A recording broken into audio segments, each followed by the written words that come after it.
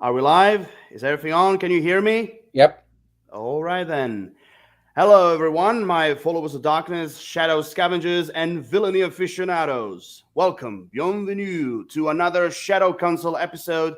I'm here today, Lord of Shadows, your good old host, alongside with one of my favorite council members, TK, aka the Lucky Bastard. Well, introduce Well, yourself. I'm TK. Yeah, I mean, I You know know, I already introduced you, but you I've know, Lord always of Shadows. I have a problem I forgot to tell you about today. I was walking around and it turns out I have a snake in my boot. let me guess, it's called Mephisto. No, Then I believe it's a good old P joke basically. Yeah, but anyway, with what my fellow council members said, you guessed it. Today we're gonna talk about Pixar, Pixar animation, and when I say discussion, I mean like we're gonna go through everything. We're gonna go through movies, TV shows, literally the entire Pixar kingdom. So without any further ado, as in a good old old fashioned Buzz Lightyear words, let's go to infinity and beyond. All right, then, let's begin. Now, of course, what better way to start is by asking questions. Some good old geek interrogation. Yeah.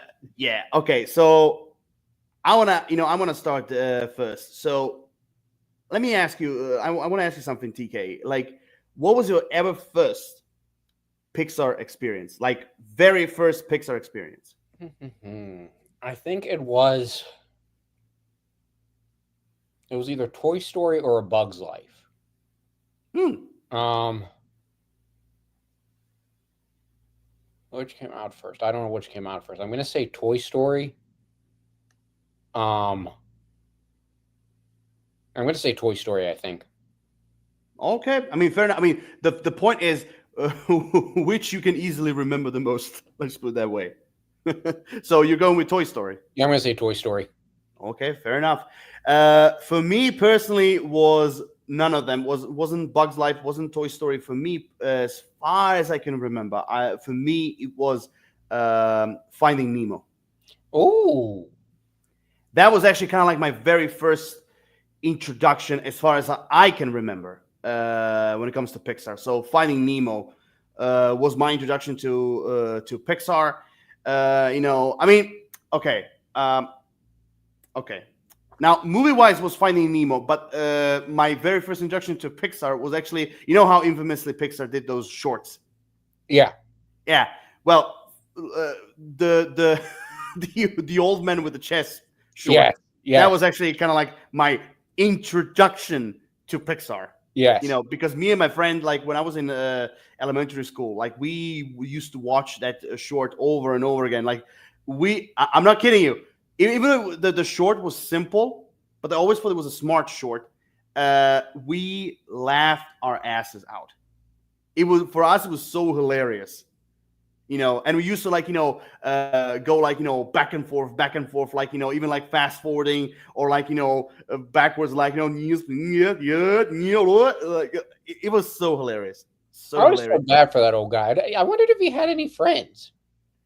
Well, I mean, I will say this: he's got an interesting business. If you remember Toy Story 2, Yep.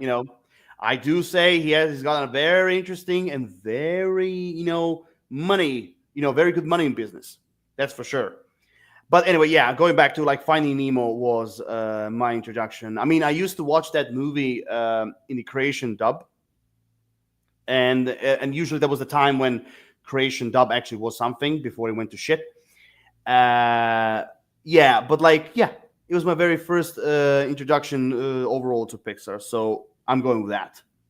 Yeah. Do you have Do you have any questions for me? Hmm. Okay. I might be stealing your question, but what the hell? Okay. Who do you think is the okay? So who do you think, in your opinion, is the most popular toy or the most popular Pixar character? Oh shit. Oh, ooh, that's a good one. That's a good one because I don't know. That's a good one because there's a lot of very infamous like Pixar characters. You can kind of say they're like Pixar mascots. Oh my god. I don't know. I mean, to be fair, out of all the characters, to be fair, I mean, I'm like, whew, you know, shit. That's a hard one. You know what? Okay, okay. I'm gonna go on a limb here because there's a lot of infamous characters from Pixar, Hmm. good and villain otherwise. But you know what? I'm going with Wally. Mm. I think like out of all the Pixar characters, I mean, of course you have Woody, you have Buzz Lightyear, you have Carl Fredricksen from Up, you have Cars, like Lightning McQueen, and of course the infamous truck, of course, him as well. The rat from Ratatouille. Like the Incredibles. Like I'm telling you, you have so many characters. Hmm. But I think like out of all of them, I think like the most iconic, I think is Wally. I mean, what do you think? I don't know. I feel like it's between Buzz and Woody. Although You I don't know, think? I can see Wally though, but I don't know. I feel like it's between Buzz and Woody. I Um, mean, okay, fair enough. Toy Story was always kind of like became like a cult, like how can not cult, like what's the word I'm looking for? oh, I know what you're going for. It's like It became like sort of like the staple. yeah. I mean, it became like okay. Let me put it this way: it became very movie culture famous. Yes. Let's put it that way. Or cult like, as I said before. I know they became very famous, that's for sure. But I think like of all the movies, I think like Wally actually tops Toy Story Hmm. See, I've never because actually seen Wally the whole way through. Uh, oh, and here's a bigger one. Here's a bigger one. Of all the Pixar movies, I haven't watched Wally till like 2 months ago. I'm telling you, the most iconic Pixar movie. Well, one of the most iconic Pixar movies that everyone knows. Oh yeah, sure, I watched Wally. Ooh, Wally is great. Ooh, I love Wally. Blah blah blah blah blah. Of all the Pixar movies, Wally was the one that I was never interested in. And I was like, you know what? After 29 years, I was like, well, no, actually 29. Sorry. No. Wally came out in 2006, 5. Wait, let me check it out. Wait. Wally. 2008. Okay. okay. So not okay. 2008. So it's it's not 29 years, but you get the idea.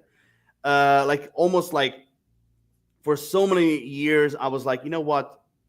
I'm gonna fucking watch it. Like like I've been putting it on the side for a long time, and I was like, you know what? I'm gonna watch it. And you know what? I was like, why the fuck didn't I watch that before? I was like, damn. I was like, that's a good movie. I was like, it's really great, and also in the same time, very creative, very creative. Oh my god. Yeah. I mean, like right now, I'm like after I watched it like 2 months ago, I was like, I regret like not watching it before. Oh my god! But hey, what can I say? Some people, some movies get to me faster. Some movies get to me slowly. What can I say? Even if it means almost 2 decades. But anyway, now my question to you is: so you think like so? But anyway, before I ask my question, so you basically think that the most iconic is Toy Story or Buzz Lightyear? Yeah. Okay, okay. I'm still sticking with Wally. I'm still sticking with that. But I think like again, it's very difficult to say because Pixar has a lot of like great characters, so it's very difficult to say that. I mean, one of my friends actually, when I was talking to Pixar to him about Pixar, like a few days ago, actually, who he thinks is the mascot of like Pixar or like the most iconic one. Actually, who he thinks is Hmm. Carl Fredricksen from Up. Really? Yeah, I mean, because like I mean, he didn't watch all the Pixar movies. He only watched like a handful of them, not all of them. Like you and me. I mean, what can I say? We are like fucking like what's the word? Like we're like movie drug addicts. Let's put it that Mhm. way, or movie addicts. Let's put it that way. We're both you and I are both movie addicts. So it's he's not like us. But anyway, he always thought that Carl Fredricksen was like kind of like the most iconic Pixar character. Huh. I don't know why. Huh. I don't know why. I mean, most certainly he's one of the most famous ones. That's for sure. But iconic, I wouldn't put him that high. That's for sure. Yeah, Anyway, I would say one of the most recognizable ones, but yeah, exactly. Yeah, I agree with you. I agree with you on that. Now, okay, my question to you is this. This is gonna be a hard one. Uh, which? Okay, I'm trying to kind of like put the question together. Which of the Pixar franchises, which again, it means trilogies, it means movies and TV shows put together, so franchises in general. And Pixar has a few. But which franchise do you think is no, actually. Which franchise is your favorite? And which franchise you think is the most underrated one? hmm. I think my favorite is Toy Story. Um, Although one thing I would say about it is that it I think it's my favorite franchise. I think that they need to know when to quit with that franchise. Oh yeah, Um, that's my only problem with Toy Story. and I think that, like, for example, if they're going to do a fifth one, which it sounds like they are, I think they need to come Oh, out. they're doing it. I think they need to come out and say that the fourth one was a joke, and like we're not even going to acknowledge it because I. But um, no, I think Toy Story is my favorite. And then Mhm. what was the second part of that question? Which franchise do you think is the most underrated? Underrated, I think Monsters Inc. Because you had like two really big comedians as the main voices, of Yeah. Mike and Sully. Um, I don't know that I think it was underrated. Yeah. How about you? Okay. I want to ask you. Did you watch Monsters at Work? I didn't know. I need to watch that. It's really cool. Okay, it's a really cool show, and that's one of the things I really hate today is like Monsters at Work. Like first and foremost, I mean, when it comes to like TV shows, especially if you go to Disney Plus, the marketing of Monsters at Work was never like that really good and everything. But I felt like like John Goodman and Billy Crystal returning as like Mike Wazowski and James P. Sullivan. I was like, like at least that would get them some attention. But man, like almost nobody, I mean, almost nobody's. I think like watched that show. Like I never seen like any reactions on it or talking about it. Like nothing. And I think it deserves some recognition. I mean, let me get this straight before I go answering my part. Okay, let me put it this way. Now, Billy, like John Sullivan and Wazowski are in Monsters at Work. They are in it, but they're not the main characters. Let me put it this way. Basically, the main characters are basically a group of monsters called Mifters, who are basically kind of like the let's just say plumbers of Monsters Inc. Basically, and the main character is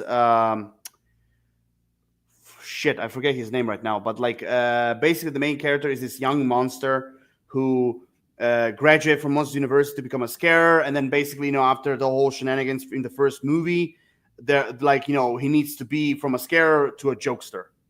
Basically, if you remember the ending of the movie, they all like now are basically all monsters are basically stand-up comedians. Let's put it that way, because I felt like laughter is much more stronger than scare.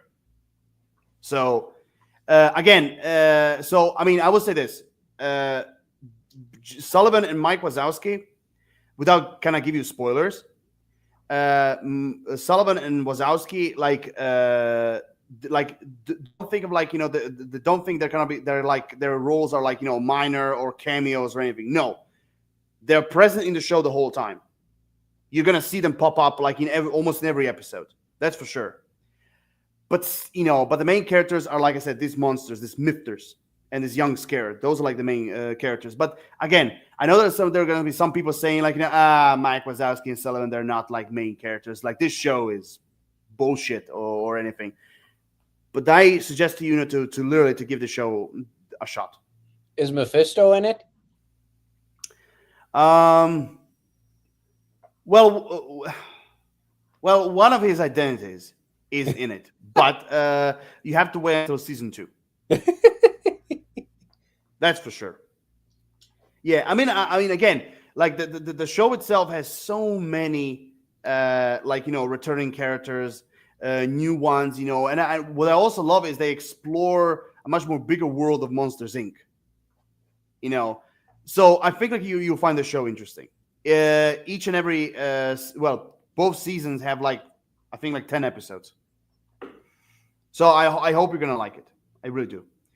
Now, going back to my part of the question, like, which one is my favorite? Which one do I think is underrated? Now, out of all the franchises, like after like when you going like after more than just one movie. Whew. I mean, look. To be fair, like I love Toy Story, but sadly, it's not my favorite. If I have to choose my favorite, oh man, I have to say for my favorite, I'm going with. Oh my God, let me think. Yeah, okay. I'm going in reverse. My favorite is Monsters Inc. franchise, and the most underrated. This is gonna sound crazy. But I think out of all of them, the most underrated, I think I'll have to give it to.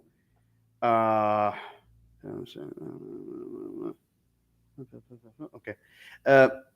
I think that of the most underrated franchise, I think I have to go with. I don't know which one. That's the one thing I have to say. I'm stuck because like I really don't know which one. I'm gonna try to think to see like Which ones are you stuck between? What? Which ones are you stuck between? I'm stuck between, and again, some people might say like, no, that's not true. It's like one of the most famous ones, but I still think it's underrated. But I'm stuck between, like Cars, and I'm also stuck between, again, a lot of people might say it's not true, but I'm also stuck with like The Incredibles. I can give you another one that's underrated. Yeah, go ahead. Planes. Well, Planes is like only one movie. That's true. Yeah, because I'm talking like as a franchise. I'm talking like TV shows and more than one movie. But between Cars and The Incredibles, I mean, again, I told you it's difficult because like for me, for example, it's too early to say about Inside Out because it's just beginning. Yeah. So it's too early to say that. Then you have like what else? You have the Toy Story franchise. You have Cars. You have The Incredibles. You have what else? You have we said Toy Story. We said Monsters Inc. I don't know. I'm trying to think the other franchises. I'm trying to think the other franchises in there because Pixar. Because unlike Disney, Pixar doesn't have that many. Zootopia wasn't Pixar, was it? No. That's full on Disney. Let me see. Just give me a second. Okay. You know what? Scratch everything. Now I remember which I think is the most underrated one. Finding Nemo franchise. Okay, that's fair. Okay. Yeah, scratch all them I just said. Now I remember because I've seen the list. Finding Nemo franchise. I mean, like, of course, because I think about it. Of all the movies that Pixar did, I rarely see anyone talk about Finding Nemo. Yeah. and also not to mention, especially like Finding Dory. When did Finding Dory come out? Oh, that was in 2000. Just a second. 2016. Okay. It came out on June 17th, 2016. And honestly, I thought that movie wasn't that bad. I really liked it. Like, I mean, I like the idea of like, okay, in the first movie we told Nemo's story, basically, the father trying to find his son, and now in the second movie we talk about like Dory trying to find her parents. I like that. It's basically reversed, but Mhm. I like that. I mean, and also I even like the new characters that we were introduced in the movie. So I mean, I know that a lot of people have problem with it. It's basically like Finding Nemo in reverse, but but still, I felt like the story was very pleasant. I really like the idea of Dory and kind of exploring more about her character and her backstory and everything. So overall, I mean, for me personally, the movie wasn't bad. It was actually, for me personally, it was great. I mean, what do you think of Finding Dory? Um, I need to watch that. Oh, for fuck's sake! Uh, I mean, okay. I didn't give you any spoilers because, like, the her finding her parents. That's basically the premise. So that's no spoiler. I will say that. But I will say this: if when you see it, I think like you'll find the movie interesting. I think you'll find the movie interesting, and I think you'll find Dory more interesting because in the first movie we can all agree it was basically she was basically a comic relief. But in this movie, I think like you're gonna find that her character is much more deeper than just a comic relief. So good luck with that. Good luck with that. So again, going back, my favorite franchise so far, Monsters Inc. I mean, one of my friends, we were talking about again.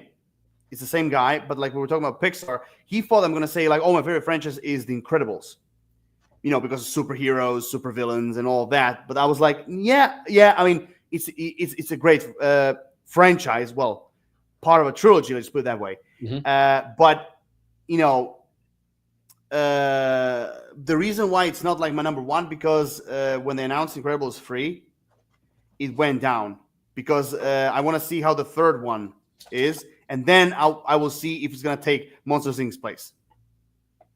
But so far, Monsters Inc. is definitely my number one. And I will say this: I'm one of the few people. I mean, I'm one of no few. I'm one of the people. I'm one of the guys who I will defend Monsters University because I don't think.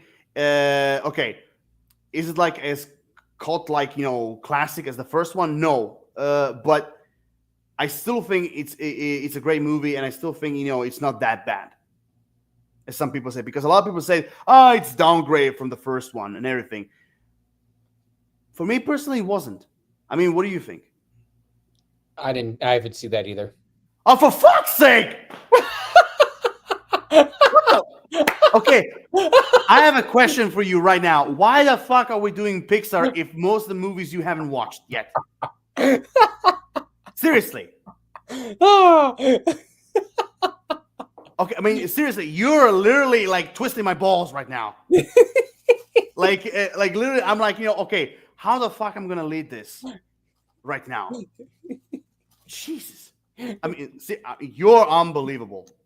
Unbelievable. Like you're so unbelievable, just like you were when we were talking about fantasy. Jesus. Anyway, moving on. Okay, moving on. Moving on. Ah! Next question. Okay, now we talk about most iconic characters. Now, here's my question to you, and I really hope I'm gonna get a clean answer. Uh, it's basically a double question. A double question. So, my question to you is, and of course, I'm the type of life guy, so here it is. Who is your favorite Pixar villain, and Mm. also which villain do you think is the most iconic? Like I Mm. said, double question. One is personal. The other one is like your overall opinion. Okay, the one I think is the most iconic. I'm going to start with him. I'm going to start with that. Most iconic. I don't know.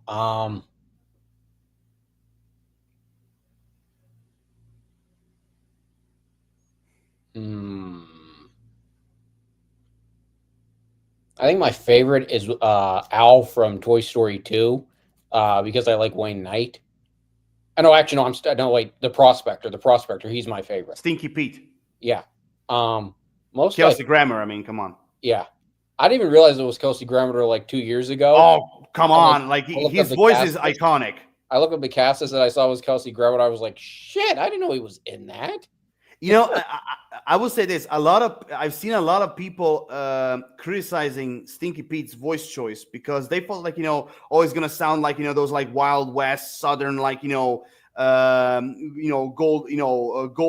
gold digging miners, like almost like with kind of like that very like Wild West Mhm. hillbilly accent like oh, sure I am. I'm digging the gold down the mine all the time, like something like that, but like very old, And then instead of that, you're like, Woody, it's been such a long time.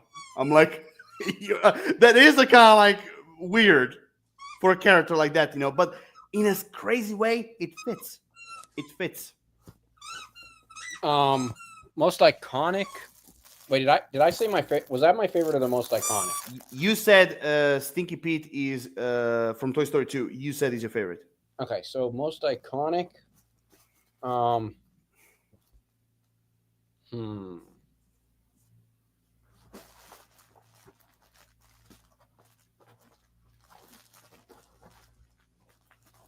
I don't know. Most iconic.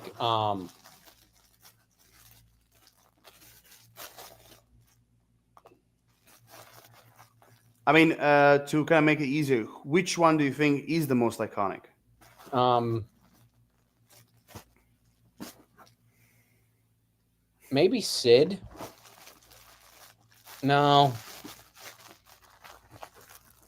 No, not Now, Sid. I don't think Sid is that iconic. Um. Zurg maybe. That I can dig. Now, if the question were most underrated, I know most underrated. Most underrated is Hopper. That was actually my second part of the question, but okay. You said Hopper is the most underrated. Yeah. Okay. Now, most iconic. So, what will be your final answer? Most iconic, I'm going with Zurg. Yeah, I mean, if you want, you can also give you kind of like explanation why you think he is, Um, if you want to, of course. I think he is because I don't know. I just feel like he is. I'm trying to run through the other villains in my head for the movies. Um, he seems like the one who is referenced the most, or not referenced the most, but like in the not referenced the most, but I guess the most like that you see the most. I think I'm trying to think of the other villains. I mean, the Pixar, even though they only did like a few movies, like there's a lot of villains. There's Well, I mean, okay, actually, I don't. I'm gonna say either I don't know, maybe Randall. Randall. Yeah. Okay, oh, no, okay. I mean, Monsters Inc. Okay, Randall is. I will. Okay, I can see him as well. I mean, and also one of the biggest gifts. Steve Buscemi voicing him. So yeah, okay. But so you're sticking with Zurg or Randall? Yeah. Which one? Um. Between them, I think I'm gonna go with Zurg. Okay. I mean, to be fair, that's actually a pretty fair question, a pretty fair answer. Because like there's a lot of them. So for me personally, I would say okay. So my favorite one, my favorite Pixar villain, Oh, and every time. I should precurse that. All right, I should specify that. I'm going to go with the original Zurg, not the Zurg they messed up in Lightyear. Oh no. Okay, no. I got you. When you were talking about Toy Story, I knew you were going to go with the Toy Story version. I knew that, And even though personally, like I'm one of the people who defends Lightyear the movie because I still think the movie was a super fun time. I like the idea of it, and I like the overall movie itself, from the characters, the story, even the action sequences were great. But I do agree, what they did with Zurg was like it was a twist that for me personally didn't work, and I Yeah, believe he didn't work. He didn't work for you too. I feel like they were trying to be too clever with it. Yeah. Um, and I don't know. It just it. I know what I appreciate what they were going for. I appreciate the emotional depth they were going for and all. I just thought that kind of it just didn't work for me. Just like I don't know. Like I said, it just seemed like it was being too clever. Um, and I don't know. No, I too, I completely agree with you. I mean, I want to say, okay, I want to say they were trying to be too clever. I think like they were trying to, I think like, here's what I think. I think like the twist behind Zurg, not Emperor Zurg, just Berserk, as the robots would say, Berserk, like Berserk, all the whole time. So the twist behind Zurg, basically, I felt like it wasn't clever. I think like it was a twist that felt very simple.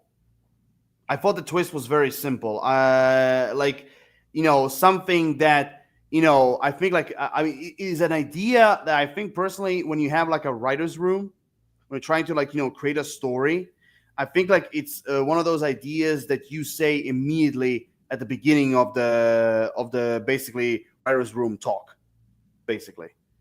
So it's one of the first ideas you had when you start writing the story. So personally, I think like they should have kept Zurg as an actual character. The only thing that was kind of cool about it was though that they had Thanos' dad voicing him. Okay, James Brolin. Okay, I will say this: that was a nice touch.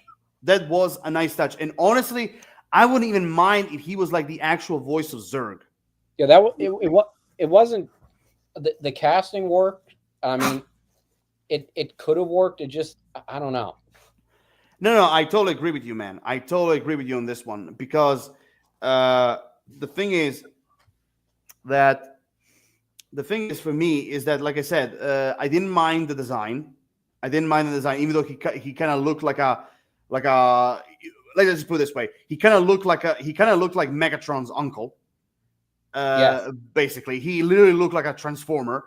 Which again, Zurg as a villain, he's basically a machine. He's basically a Yeah. machine. So, I think like when they were trying to make him as a robot, I think like they were trying to go like that. Like I said, Transformers, Terminator type of like level, like design and everything. Because I can definitely see one of the members in the writers' room. I can definitely see like nah, don't make him like the way how he looked, how was in Toy Story, with a cape and everything. Don't make him like they did him in Buzz Lightyear's of Star Command. Like let's make him like an actual machine. Let's make him like more menacing and everything. Which I will say this: when you have that gigantic purple robot in front of you, like marching towards you, I mean, you will definitely shit your pants. Hang on one sec. Yeah, go ahead. Go ahead. And a word from our sponsor.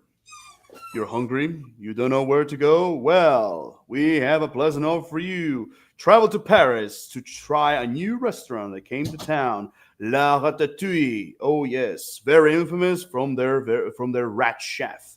You got it. Yeah, best restaurant in town. So, if you're hungry, if you're in France right now, go and see La Ratatouille. Very famous restaurant. 5 stars.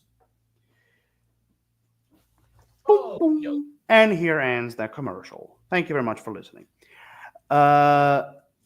Okay. I was doing right now we had a commercial while waiting for you. Yeah. Basically, I did a commercial for the new restaurant that came to Paris, La Ratatouille. Yeah, infamous for the rat. That is a chef. Ooh, very infamous. Anton Ego gives it 5 stars. Oh yeah, for sure. Anyway, so yeah, I mean, I don't know. I mean, some people actually thought like that. Even the team that Buzz had in the movie was like, how can I put this? Meh. Like not that very special, because I tell you, a lot of people were wishing they used the same characters from Star Command. Yeah, see that I don't know. I kind of would have liked that. Because the thing is, I'm telling. Don't get me wrong; those characters in the movie were fine, but I've seen way more chemistry between Buzz and the other guys from Star Command than in this movie. Because in this movie, even though I liked it, the chemistry was weak. I didn't felt the overall connection. Like I did in the TV show. So again, that says everything. But anyway, going back to my question, my favorite villain, a Pixar villain, like okay, I'm definitely going with Syndrome from The Incredibles. Like of all the Pixar villains, he's my favorite. I mean, I love them. I love them. Like overall as a Pixar villain, but like the most underrated. Oof. As the most as the most underrated Pixar. Yeah. Was the question most underrated, right? Underrated and then the most iconic. Oh yeah. Okay. Right. Thank you. Uh, damn me and my golden fish memory. Uh, so I'm gonna start with like iconic because that answer will be very quickly. For me personally, I think that when it comes to Pixar villains, I think like the most iconic is I agree with you, Emperor Zurg. I mean, again, there's lots of like different villains that could be iconic, but I think like out of all of them, I think like the most iconic will definitely be Emperor Zurg, even though he is basically a parody of Darth Vader, but still, you know. So most iconic Emperor Zurg. Now the most underrated. There's a lot of them actually when it comes to most underrated, like from all the way to Bugs Life to like Incredibles 2. Like there's a lot of like underrated villains, but if I have to choose one of them, now some people might disagree. Like he's not one of the most underrated, but I'm still going with this. I think like the most underrated Pixar villain is actually Charles Muntz from Up. Okay. I think he's the most underrated one. Like because I've seen a lot of people commenting like, oh, he's basically an old man and he's hundreds of something years old with a stick and everything. Yeah, but like he was a massive threat. Even though he was old, he was very like intimidating. And for me personally, a really well written villain. You know, I mean, they kind of. I mean, even though they kind of did went with like Captain Ahab, Moby Dick, kind of like obsession. That route, but overall, I liked him. I mean, even though I love Up in general, for me personally, I always waited for Charles Muntz to appear. It was that made me think of another villain Uh, that might be underrated. I need to look real quick. yeah, go ahead. I need to look and see if this is actually right. I mean, I would say the next, right next to him, when it comes to underrated, I think like I will go with the grasshopper that was voiced by Kevin Spacey. Okay, see, I thought I might say. Of course, this movie as a whole is underrated. Is I forget who the villain even was in this movie. Go Brave. ahead. I forget who the villain even was in that movie. Was it the witch? Which movie? Yeah, the witch. I think. No, it wasn't the witch. Brave. Oh, Brave. Oh, that's easy. It was the bear, Mordu. Okay. The big scarred bear, Mordu. Yeah, like he. I mean, if you look at close, like the movie didn't have actually a villain overall. But if we have to say like there is a villain, then it's the bear, Mordu. Oh man, like I love Brave. That is a very very very good like Pixar movie, and also actually made me fall in love in Scotland in general. Now, speaking of that, here's another question I have for you. Or wait, before I ask my question, do you have another question for me? Yeah, this is going to be a harder question.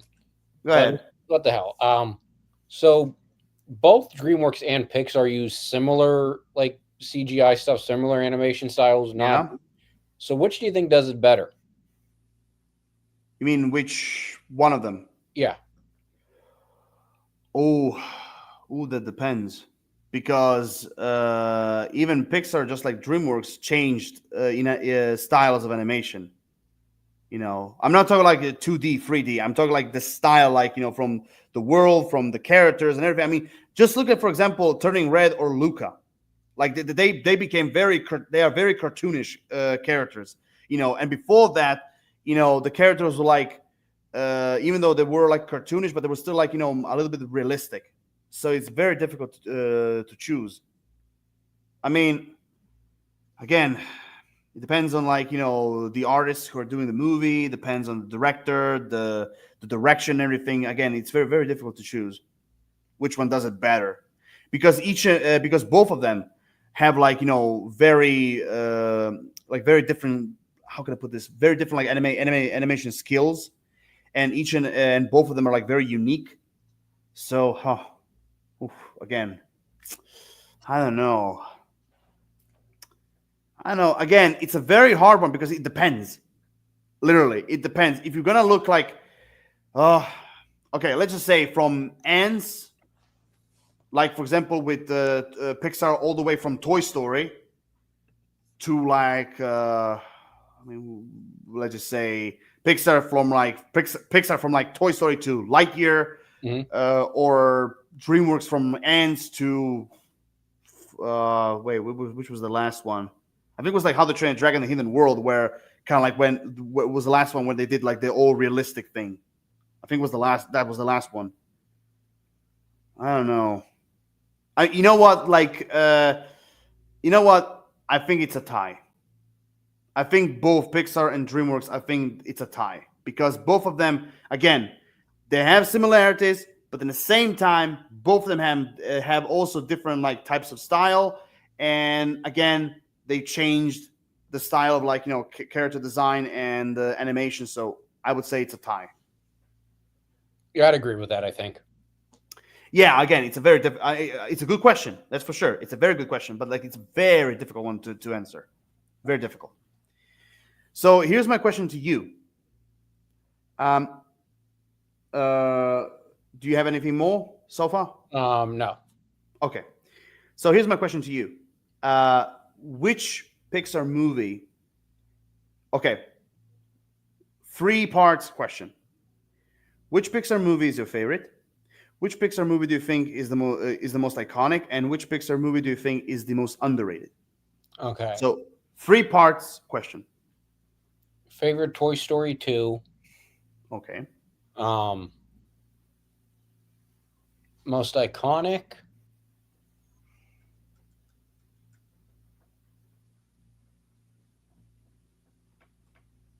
I just say the first Toy Story or Monsters Inc. Okay. And then underrated, I'd say A Bug's Life. Really? Okay. I'm gonna go a little bit deeper with that. Like my favorite movie, my favorite Pixar movie, like even today, will always be The Incredibles. The most iconic, I would go with Wally. Honestly, I'm going with Wally. And most underrated, here's I'm going in a different direction. Brave. Hmm. For me personally, it was very difficult. But I was like torn between Onward and Brave. But I was like, you know what? I think like Brave is way more underrated than Onward. Yeah, I mean like Brave, like I mean again, Pixar, did so many movies like with Cars and Toy Story and Wall-E and like so many different movies. But I think like uh, but I think like out of all of them, actually no. Let me change the answer of the underrated one. Okay, Mm-hmm. I'm not going with Brave. I'm going with The Good Dinosaur. The Good Dinosaur. Okay. I forgot about The Yeah, Good Dinosaur. Okay. yeah. The good. Have you watched it? No. Fuck. Okay. Damn it. Okay. I watched it, and again, I will say this: I watched it once and never again, and I'll tell you why. I'll tell you why. Again, away from the spoiler territory, it's very emotional. It's a very emotional story. It basically, look, to kind of make it simple. So basically, The Good Dinosaur, it's a story of like with the idea of like what would happen if the meteor never struck Earth. Mm. What if like there was no ice age? What if like the dinosaurs never died? They still went forward. With their society and everything. And the humans still remain Neanderthal like savages and everything. So basically, the story is about this young shit. What's the name of the dinosaurs with long necks? Oh, I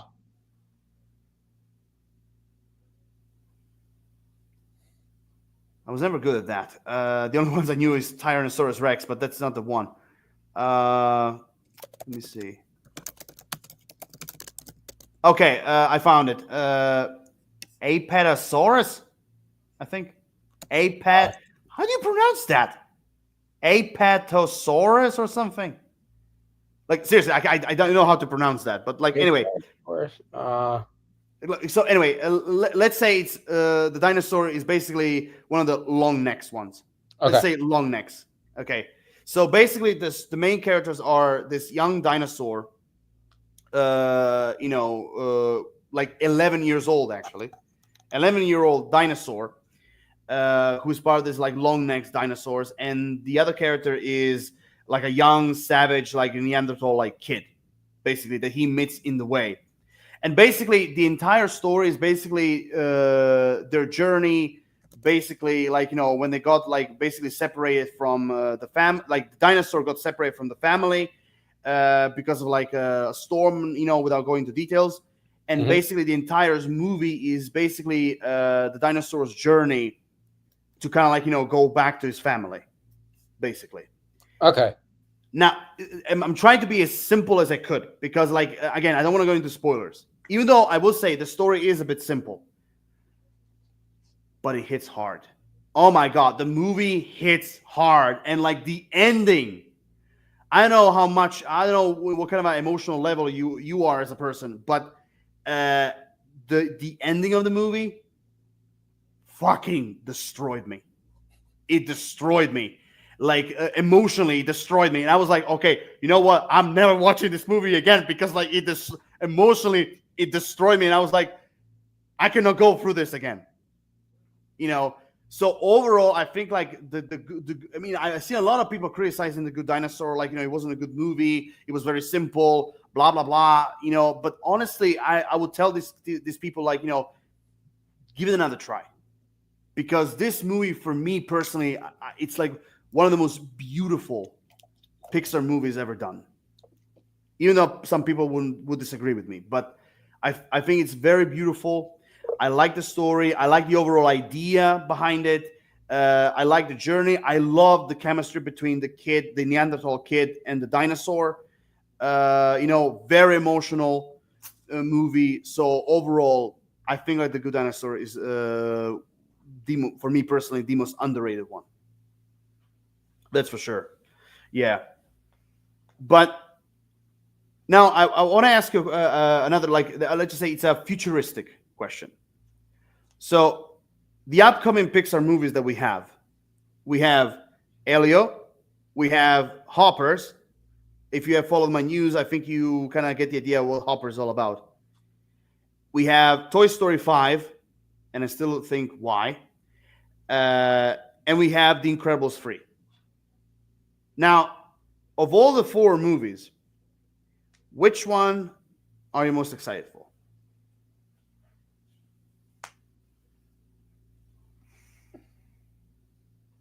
I'm really curious to see what you're going to say. I think Toy Story 5. You're kidding. No, I think Toy Story 5. Because I really like the characters. I'm really curious to see what they're going to do with it. Now, I hope that if it's good and if it's better than the 4th one, that they then learn the lesson they should have learned with the 3rd one and then kill it. Because after the 3rd one, they should have. I thought the 3rd one finished everything off perfectly. I thought it was balanced well, and I know, right? And I think they should have just, instead of, even if they've been renewed for a sequel, even if they gone the green light for a sequel, they should have just killed it. Look, usually I don't quite agree with like Quentin Tarantino when it comes to like his overall views on movies, trilogies, and all of that. But I do agree on one thing that he said about Toy Story, and that is that Toy Story 3, they ended the story as perfect as they could. Yeah. Literally, like it was beautiful. It was a bittersweet ending, but they ended it as beautifully as they possibly could. And I was like, perfect. It's a perfect ending because the entire point of the trilogy wasn't just simply the toy's journey, but it was the journey of the kid who owned Yeah. them. It was all about like, he gets older and older and older. And then we, like we all do in our lives, we reach a time where like, we got older, we think about our future, where we're standing, and, our minds evolve and everything. And we kind of like, at one point in our time, we leave our toys behind, basically. We stopped, that part of our like childhood, let's put it that way, that part of our childhood, gets left behind. Like that's one, thing, they're like, okay, we're past that, now we going like, now we're going to another part of our future, which of course, is usually adulthood. So again, I mean, I might have gone too far, but like that's the way how at least I interpreted Toy Story, But so when I saw Toy Story 3, I was like, perfect. I was like, that's a very perfect ending.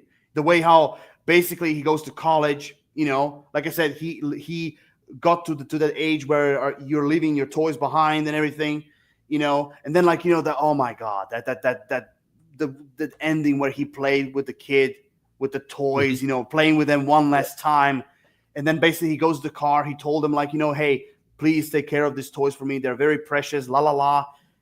And then he looks at them from the car. He looks at them and he's like, goodbye, Woody. I was like, man, even now I'm getting emotional a little bit. Like, man, that was perfect. And when I heard Toy Story 4, I was like, why? Well, and what Toy Story 4 did that I thought was a the biggest boneheaded move ever, and I think that Toy Story 5, if they can resolve it and they can then make a good conclusion, I'll be happy with it. Is that I get the emotional stuff they were going for in Toy Story 4. I really get that, but I don't think Toy Story needs to be as emotional as Toy Story 4 was. And splitting Buzz and Woody up at the end of Toy Story 4, I get that it was for emotional effect, but I don't feel like it made a whole lot of sense, and I feel like it was a really boneheaded move to do. The only thing I will give Toy Story 4 credit, the only thing I'll give them credit is for them explain what happened to Bebop. Yeah. That's the only thing I give them credit. But the overall ending of Woody and Buzz kind of like, splitting ways and everything, honestly, that for me was not as powerful as Toy Story 3. No, it doesn't make sense to have Buzz and Woody split up. I mean, I get it. How do they resolve it in Toy Story 5? I mean, do they just make Buzz? Do they just follow Buzz and the rest of the toys, or do they make Woody a cameo? I mean, I don't know, but no. There's no way you're bringing Tom Hanks back just for a cameo. You're not doing just for that. Because I mean, think of it. The overall story of Toy Story 5 is literally like, as they said, which I thought it was ridiculous. Is basically the shit. I always forget her name. The cowboy girl. Oh, Jessie. Thank you. I always forget her name, but like Jessie and Woody, like, and the rest of the toys, they have to fight like, this army of like evil Buzz Lightyears. And I'm like, are you serious? Like it felt like a science fiction story. Like, for example, you have a hero that like basically a mad scientist created like, this evil batch of clones of like this main hero or like robots. And now like, the main hero and his team have to fight them and everything. Like it sounded like science fiction.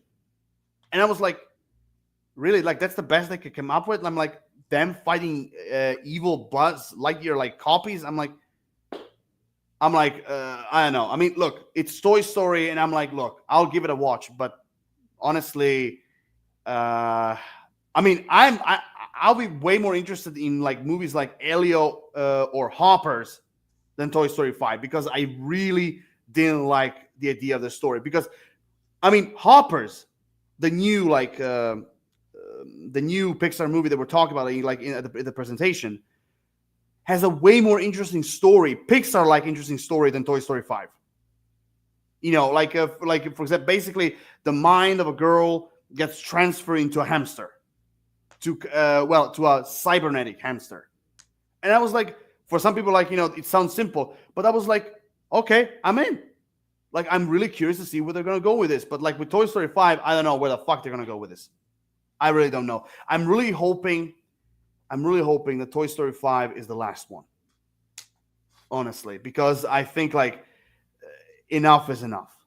Yeah, they got to be smart. If it's good, they need to kill it. They need to end it there.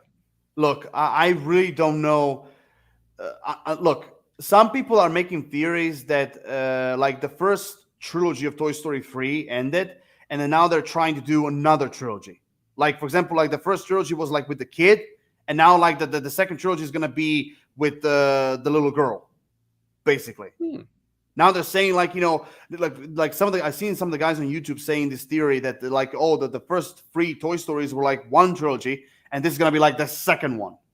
Like where now, like, they live with this, like, little girl, basically. And I'm like, I don't know. I mean, like, okay, I get the idea, but I'm still not buying it. I'm still not buying it. I mean, again, Toy Story 4, it was a good movie. But for me personally, Toy Story ended after 3.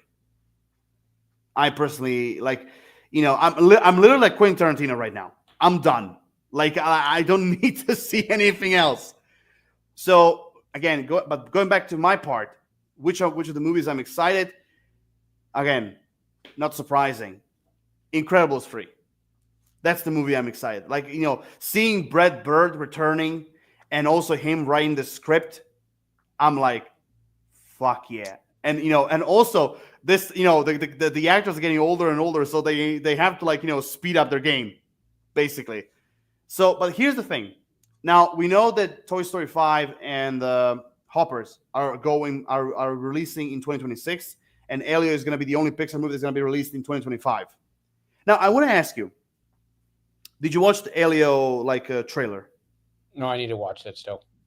Okay, I don't want to before. Okay, watch Elio, the trailer, and then come back to me and say, like, what do you think about it and everything, because the question I was trying to ask you right now, I don't think it would make sense if you didn't watch the trailer.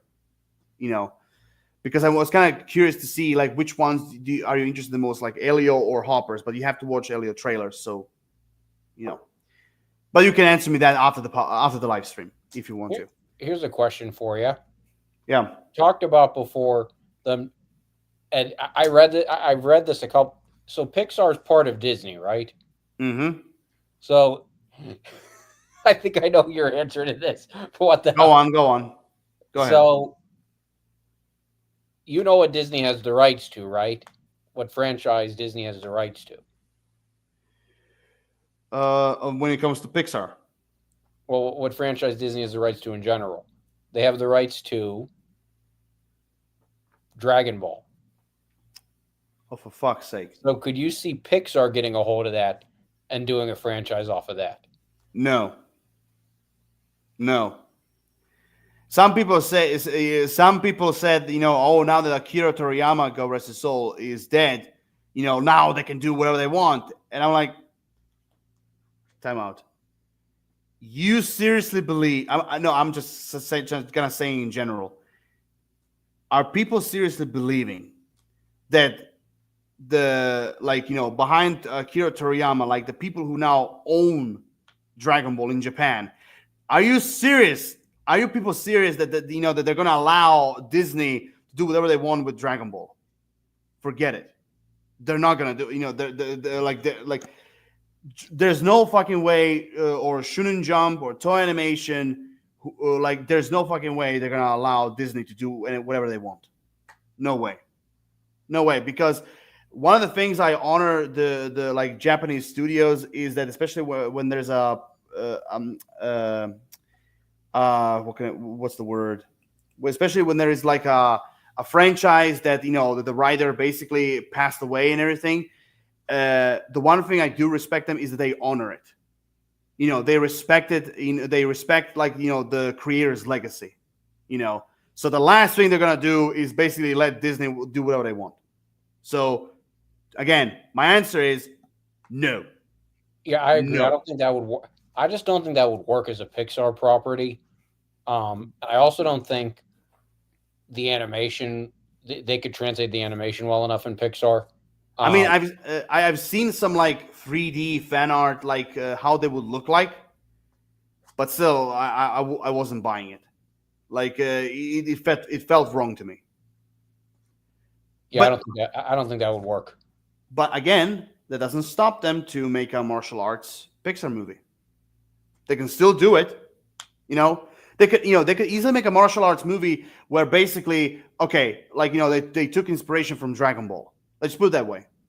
So that will be actually more accepted. They've never done a martial. They've never done a martial arts Pixar movie before, have they? No. So far, when it comes to those big companies, no. Well, would you count Mulan as martial arts? I mean, Hmm, would you count it? maybe. I mean, I would say count-ish because it doesn't exactly.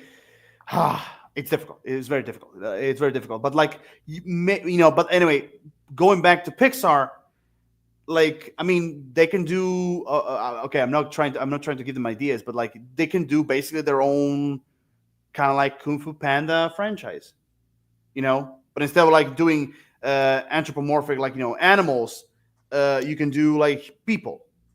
You know, instead of like okay, for example, instead of making it like supernatural and all that, you can make it grounded. Like a Karate Kid, Jackie Chan type of like martial arts. I'm just saying. But actually, which there are two types of type of like movies I would love to see Pixar do. Two, one Western, Hmm. and two pirates. Hmm. Those are the two types of movies that I would love to see Pixar do. You know what would actually work as a Pixar property? What? I think Disney's the one who has the rights to this now. Disney or Netflix? I think it's Disney though, and it would What? actually work better. I think as a Pixar property than live action is Aragon. Hmm. I mean, I don't know. I mean, I think like if Aragon would do like if Pixar or Disney would do Aragon, I think like they would have toned it down Hmm. because the books itself, they also have a lot of like darker like as far as I remember, they like have darker moments and some twists and turns that I think like Disney or Pixar would not see them as like family friendly. I mean, what Yeah, do you think? I don't know. I mean, Because Aragon Frozen is not exactly. I mean, let's be real. Frozen Aragon is is not good. That is a little exactly. heavy for Pixar. Yeah, Aragon. I would say it right now. Aragon is not exactly a children-friendly Yeah. project. That's more like for teenagers to like young adults, basically. So if you're gonna have to do like a 3D animated TV show about Aragon, I would leave that to like I would have left that to like for example Netflix or Amazon Prime or those kind of like companies to do this kind of that type of like to kind of make a project out of Aragon basically. Now I will ask you this. I mean, I think like of all the questions, I think like I mean did I okay. Okay, I think I didn't ask you the question, but who is your favorite Pixar character? Hmm.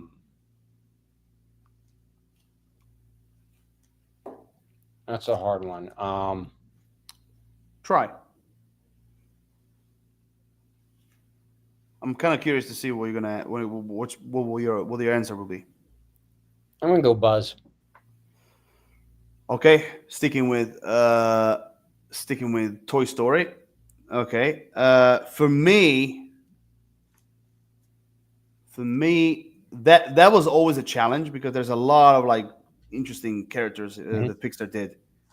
That was always a challenge. But if I had to choose my favorite character,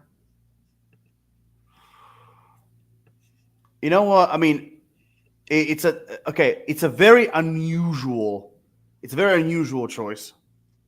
But my favorite Pixar character out of all of them, and I know that, and I can see a lot of people saying, "Why him?" But as a character, because I always found him interesting when I'm watching this movie, Anton Ego, the critic from Ratatouille. Okay. I mean, I know I've seen a lot of people ask me why him. Like you have Woody, you have Carl Fredricksen, you have Buzz Lightyear, you have the Bugs Life Bugs. You know, you have them, you have you have Luca, you have like so many different characters, and people who ask me why him, and I was like, I don't know. There's something about this character I always found interesting. You know, I kind of dig the Grim Reaper type of like critic, food critic basically. You know, I, I've seen a lot of people who never guessed that behind the voice of Anton Ego was Peter O'Toole. It's like some of my Oh. friends thought that he was voiced by Ian McKellen. Huh. See, that's another movie I got to go back and watch. Yeah, I mean, like Or watch for the first time. yeah. For example, did you know? Do you know the voice of Skinner, the Huh. little evil chef? Uh-uh. Bilbo. Really?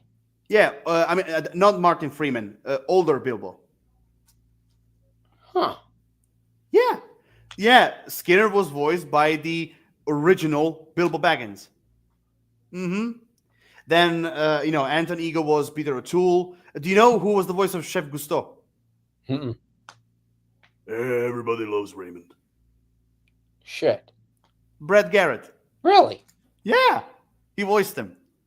Huh. Yeah, he voiced the Chef Gusteau. Oh my! Like there's so many like voices that I think like if you have heard them over and over, you would recognize them.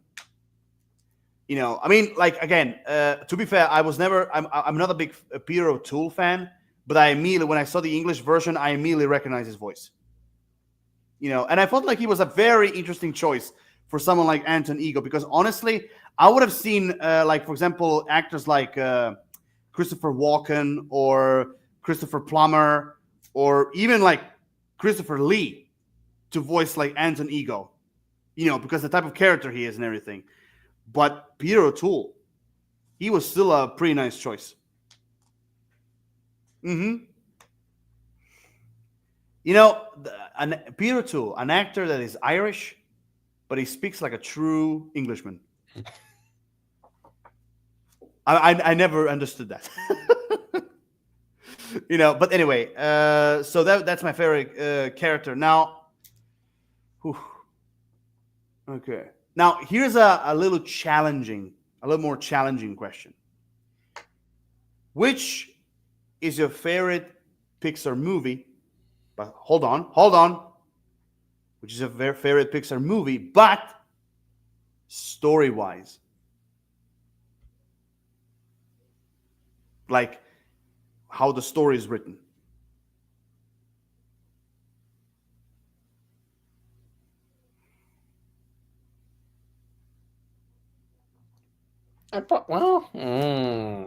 So again, not your personal favorite, character-wise or anything, but like story-wise. Like in that case, I'd say Toy Story 3.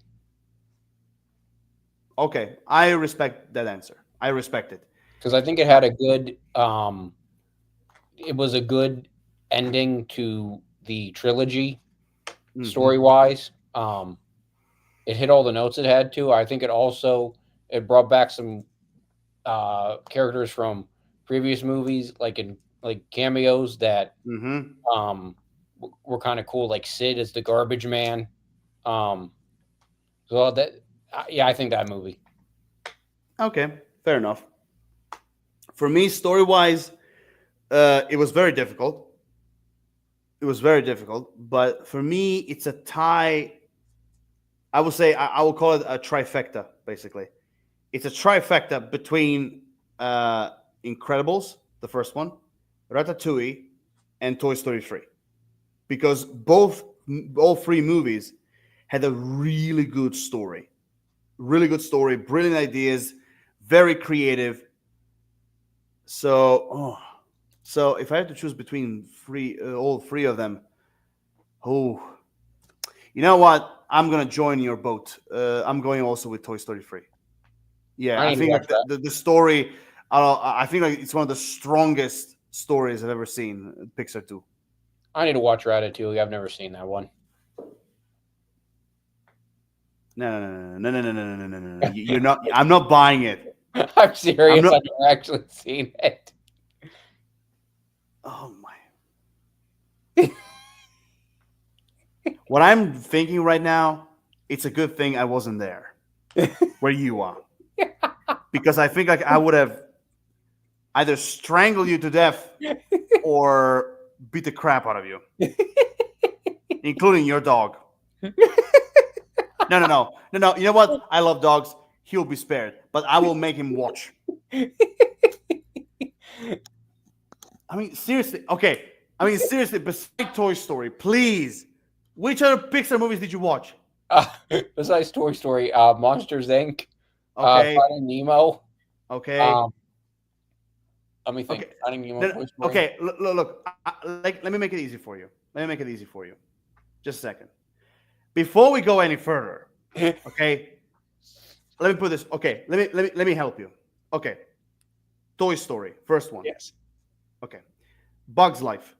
Yes. Okay. Toy Story 2. Yes. Monsters Inc. You said yes. Yes. Finding Nemo. You said it. Yes. The Incredibles. Yes. Okay. Cars. Yes. Ratatouille. No. Wally. No. Okay. So I wasn't the only one. Okay. Okay. Moving forward. Up. Up. Yes. Toy Story 3. Yes. Cars 2. Cars 2. Yes. The special James Bond truck, movie where the truck was like a special agent, secret Yes. agent. Yeah. Okay. Brave. Yes. Monsters University. Monsters University. No. Okay, but it's basically a prequel to like how Mike Wazowski and Jim Sullivan met. No. Okay, watch it. Inside Out. The first Inside Out, no, but I did see the second one. You watched the sequel, and you didn't watch the first one. Yeah. Yeah. What the fuck is wrong with you? Seriously, I've never seen a guy who watched sequels but not the first one. I don't know why. I don't know why. Okay, okay. Moving forward, the Good Dinosaur. No. Cars 3. Cars 3, no. Okay, you have to watch it. Coco. Coco, no. You're kidding me. Oh, for fuck's sake. Incredibles 2. Yes. Oh, thank God. Toy Story 4. You said you watched it. Okay. Onward. Onward, yes. Okay. Soul. Yeah, my buddy, my buddy made me watch that. My buddy's like really. My buddy actually he has a motorcycle. Okay. And he designed it to look like the van. Okay. You can tell your buddy that he deserves a medal. By the way, he deserves a medal. Okay. Soul. Soul, yes. Okay. Luca. Luca, no. Okay. Turning Red. Turning Red, no. Lightyear. Yes. Elemental. Elemental, no. Inside Out 2. Yeah, you said you watched it. Yeah. Fucking hell. You haven't watched a lot of like movie like great like Pixar movies. Like, for fuck's sake. Okay. So did you watch Cars on the Road? Cars on the Road. No. The kind of like short / TV show with cars. No. Okay. That's another thing you should watch because each episode is like 6 to 8 minutes. So trust me, you can finish all episodes in like not even an hour. To be fair, fuck.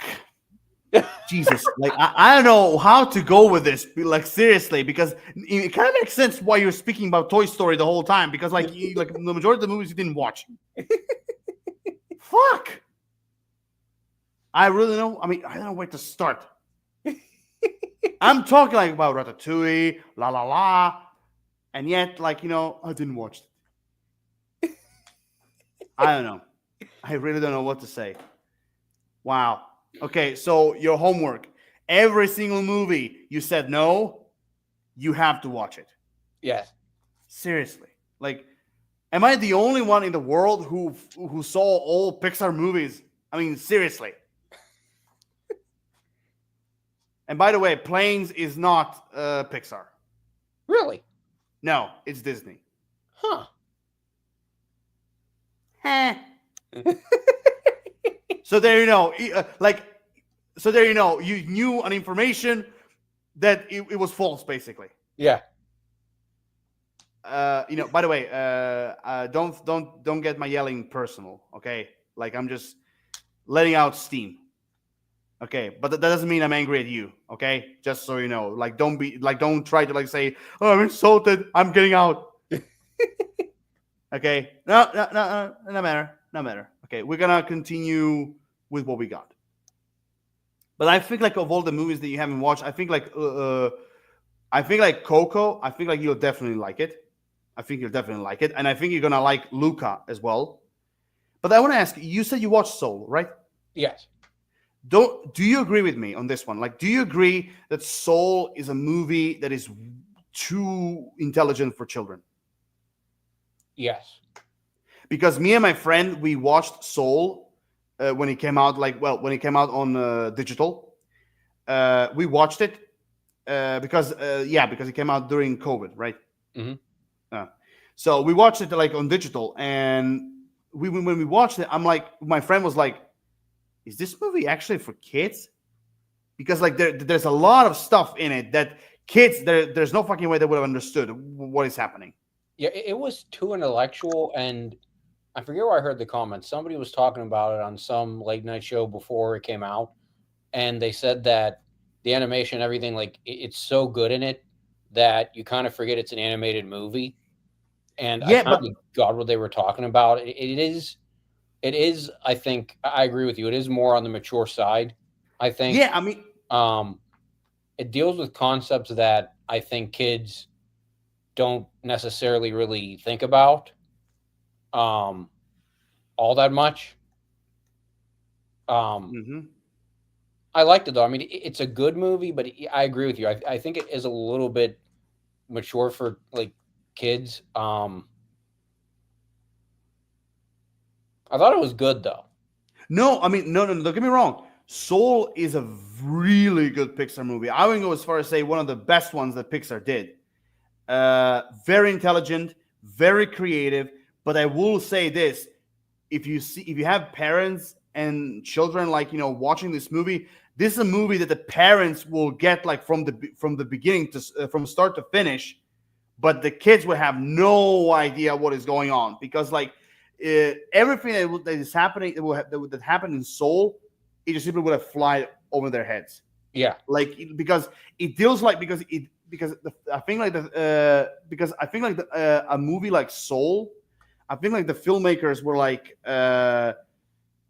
I think when they were doing this movie, I think it was kind of like one of those very ballsy, risky moves. Yeah, basically, like they wanted to do something unorthodox, something like out of the box, basically, and that's where Soul came in, and because it deals in a very creative, poetic, metaphorical way, it deals with life and death. Yeah, mostly afterlife, basically. What happens when you die, basically.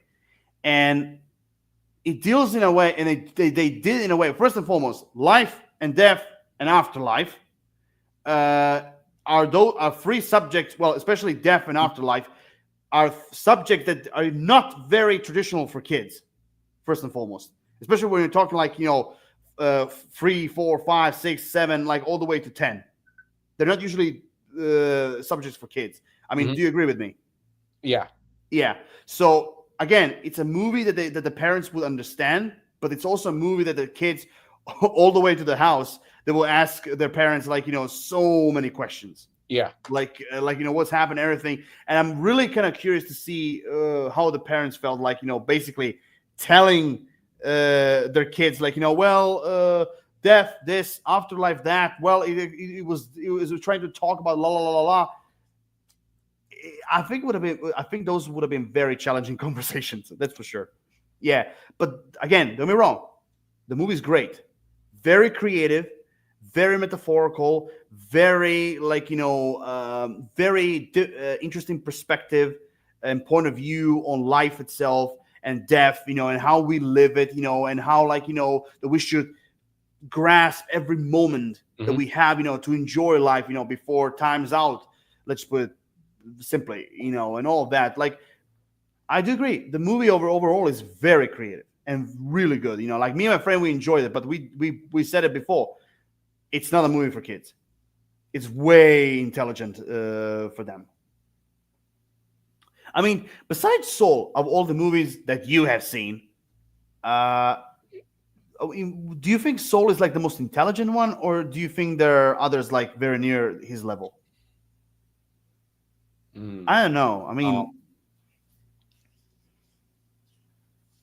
I I, mean, I feel like I think like Inside Out 2 was, I wouldn't necessarily say intelligent, but I'd say that it was a little bit heavier. I mean, look, Inside Out 1 and 2, again, very creative movies. And I really like the idea of like how they described like, the emotions that we have, in our bodies, and, kind of like, through this, like, those little characters that kind of like symbolize our emotions, basically. But I think I mean, I would say it's a 50-50 thing. Like some kids, I can see them understand what is going on, but a lot of kids, like for example, my niece, she didn't understood a thing when she watched Inside Out 2, even including my older sister. Even she didn't Really? understand what the hell was going on. My mother, of all people, she understood like the point of Inside Out, and she's like 60. She's 60 years old, and she understood what the hell was going on. I think the Because thing is with Inside Out and Inside Out 2, I think the thing is like the characters I think might resonate with the kids, but as far as like them being tied to emotions, I don't know if that concept resonates as well with kids because I don't know how um how much little kids how in tune they are with their emotions and like knowing like what each emotion is. So I I don't mean, know if I think that those are movies. I think they're sort of I would put them sort of in the same kind of class as Soul in that I think that they're going to hit better for the adults. I think mhm. the adults are going to understand them better and probably appreciate them better. I mean, I don't think I think they're a little heavier, but I don't think they're as heavy as Soul. Um, No, I don't think so too. but I do think that they are. I do think that they definitely have some concepts in them that are that do go over that could go over kids' heads. I definitely agree with you on that one, because I think like for Inside Out, like 1 and 2.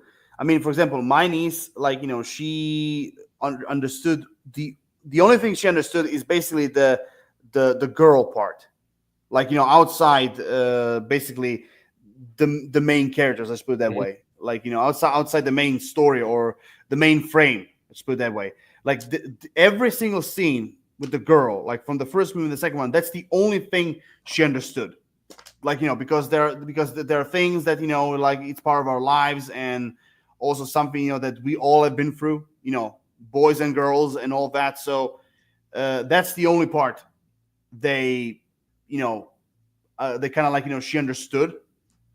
But again, if you go back to like fear, disgust, anger, happiness, sadness, anxiety, and all of that. Forget about it. She didn't understood a thing.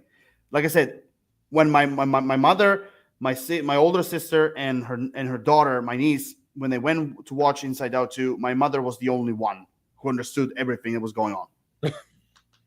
Everything. Like she was the only one, and she's not and she doesn't watch a lot of like animated stuff. Now I will say this. Now I will say this. Like, what are your? I want to ask you, like, what are your personal like opinions about Onward? So, And I by the thought way, it was, Trevor's buddy, if you're watching this, you deserve a medal, man. A freaking medal. I thought it was good. I liked it. I don't know if I liked it as much as my buddy did. Oh, But I he liked liked it it. very much. Yeah. Oh, he loves it. I mean, he was obsessed with it. Um, Hmm. for me, I mean, I liked it. I thought it was a creative story. I liked the whole fantasy element with it. I thought it was also kind of cool having Chris Pratt and Tom Holland as the main characters. Oh yeah. Um, that just, I mean, I don't know, that just kind of really, I enjoyed that. Um, That made the movie for me. but I liked it. I also think too, it came out during COVID, I think. Hmm. Um, so I think that was also a benefit for it. Because I think it was like one of the few movies around COVID. Um, and I think that because of that, I think a lot more people watched it than might have watched it in the theaters. Hmm. Um, I could be wrong about that. I mean, it could have done just as well, um, but I think it was a good story. It was a creative story. It was good casting. The only thing I Hmm. would say about it is I don't feel like it had music is a big thing for me in movies. I don't feel like it had a memorable title track. Um, I mean, so that would be my only criticism is I think it could have done with some kind of memorable title track, but aside from that, I thought it was good. the only thing for me, don't get me wrong, I really liked Onward. Maybe I think like I would say maybe on the same level as your buddy, maybe a little bit lower, but like somewhere like very near that. But like for me, the soundtrack, I like the idea of like modern music with the mixture of like fantasy music. Like I like that idea. My again, I told you that before. I think I told you that when we were talking about like fantasy in general. My problem is that I'm kind of getting tired of like year after year. Well, in recent years, I kind of got tired of is modernizing fantasy stories. Like for example, Yeah. Onward being set in the present time, basically. With like, I mean, okay, it's a nice idea, with centaurs, with the goblins and wizards, and like everyone living like in the present time and all that. Yeah, sure, but I honestly kind of got tired of that. But but there's a lot of elements of in the story I was like really interested in. But the one thing that for me was I would say I want to say a screw up. I would say a wasted opportunity is when finally their father returned. Yeah. That for me was like I was like, seriously, like after everything they went through, both of them together, like only the older brother sees the father, and he only sees him like for like what, like few minutes. Yes. And I was like, I was like, oh man, I was like, okay, again, I get the message. I like the overall emotional moments, like especially after they defeated the dragon, basically, and all that. I mean, don't get me wrong, the quest part was amazing. The quest part, I love that. Very crazy, very bonkers, very fantasy like, especially like with so many Dungeons and Dragons references. Like for example, the big Jello cube. That was like straight up from from Dungeons and Dragons, but okay. Anyway, the only thing for me it didn't work was the whole father thing, because like I felt like okay, because they could have easily they could have made the story go like, okay, there's this guardian, basically this dragon, so to speak. Kind of like awakening. They defeat him, and then basically both of them have like let's just say half an hour or an hour. They have like time to finally see their father. They talk to him. They talk. They explain like their adventures, what they went through to kind of see them. And basically he hugs them, says like he's very proud of them, and like basically a very touching but emotional family reunion. I think like that would have worked better for the movie. So overall, that's my only negative I have for the movie. Like the father thing at the end was like wasted for me. I mean, I don't know. What do you think? There's one thing I need to amend. I realized before any MCU nerds or geeks start to write us hate mail, there is another MCU actress in this movie. Julie Louis Dreyfus. Oh yeah, I forgot about that. Now I have a question for you. This is going to be harder to answer. Question for me or the audience? For you. Okay. And the audience. Although I'm curious with you. I'm curious with. Yeah. Now, I'm going to say if you can't get it within 30 seconds, you can use Google. Okay. Okay. Who is the actor who's in, I think, almost every Pixar movie? Oh, John Ratzenberg, like yep. The mailman from Cheers. Yep. Yeah, I mean, like he's not exactly in all of them. He's not in all of them, especially in the recent years. But yeah, let's just say he's like 95% in all of Pixar movies. Yeah, he's I love whatever he pops up in the movies because like whenever you hear his voice, that's his. I mean, like he has such like a recognizable voice. I love seeing who they cast him as. I think his best for me is always going to be Ham. Actually, which role of like his role will always be my favorite, and I think like the best. The Underminer. Okay. Oh, I forgot about. Yes. The Underminer, like, I mean, don't get me wrong, Ham was also a great kind of like role that he had. But for me personally, the biggest impact made on me from this actor was the Underminer. Like, I love the way how he produced like this very maniacal, like evil voice, especially like at the end when he's like, "Behold the Underminer! I'm always beneath you, but no one is beneath me." Did you watch Incredibles 2? Yeah. Okay, like first and foremost, I just want to say this: I love that they give him much more than just a speech. Yeah, they actually give him something to do. Like for example, my friend told me like, that's a very cheesy, stupid line, but I love it when he detonates and he's like, "Prepare to be undermined." Like, I know it's a cheesy line, but I'm a cheesy line guy. Okay, like some of the cheesy lines work for me, and I was like, oh, I love that line. I love that line. Prepare to be undermined. Like, I love that. Wait, in Ratatouille, I think he was oh no, wait, no, I'm not gonna say where he was. Nope. I'm not. No, I almost did, but I won't. Yeah. I mean, so for you, is Ham. Yeah. So just remind me, in Onward, was he the centaur? Because the husband, well, the second husband, I think kind of sounds like him. I'm trying to remember what he was. Let me. He was the. Let me check. Oh no! Oh, see, I don't remember him in that. Huh. No. I've seen now. I remember. John Ratzenberg. He was Fenwick, a Cyclops construction worker. See, I don't remember that character. I think like he was that construction worker when Chris Pratt's character was kind of like protesting against destroying the fountain.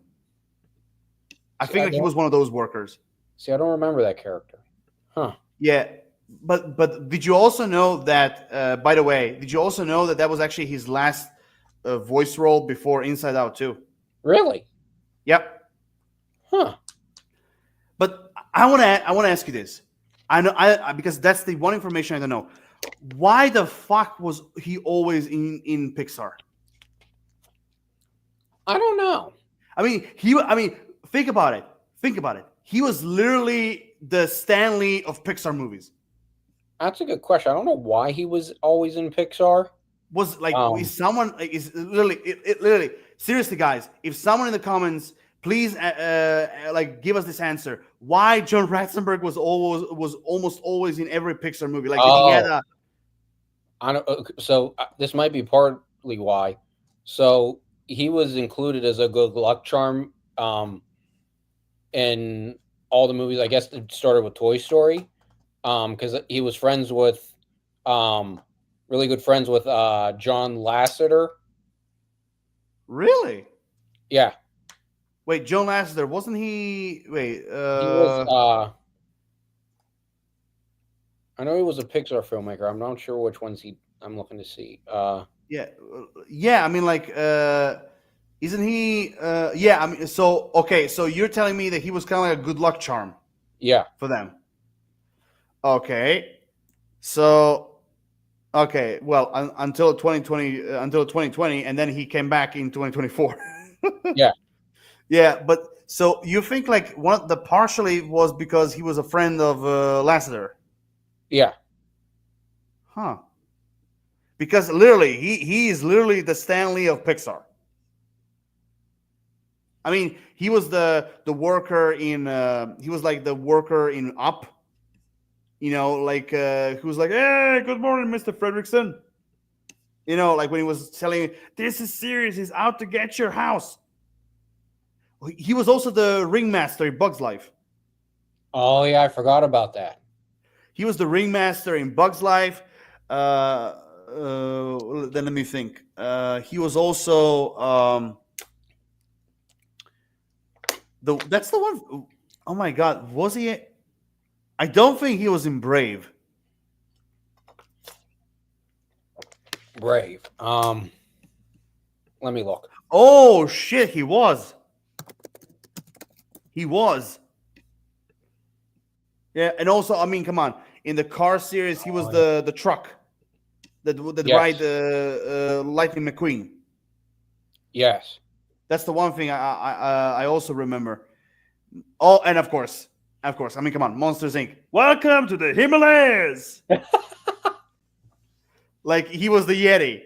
Yeah, I mean, like, like, oh my God, yeah, yeah, man, like, oh, we have a comment. Oh, hello, Caroline. Hello, back to you. What's up? The Himalayas. Yeah, like I said, welcome to the Himalayas. Now see that sounds like Pee Wee now. Yeah, in a way. Yeah, I mean, look, I cannot. I tried to mimic John Ratzenberg's voice as much as I could. Okay, like I'm not trying to be spot on like him. And the password for today, boys and girls, is Himalayas. Ah! Okay, I didn't sound anything like that. If I wanted to sound like Pee Wee Herman, I'll be go like.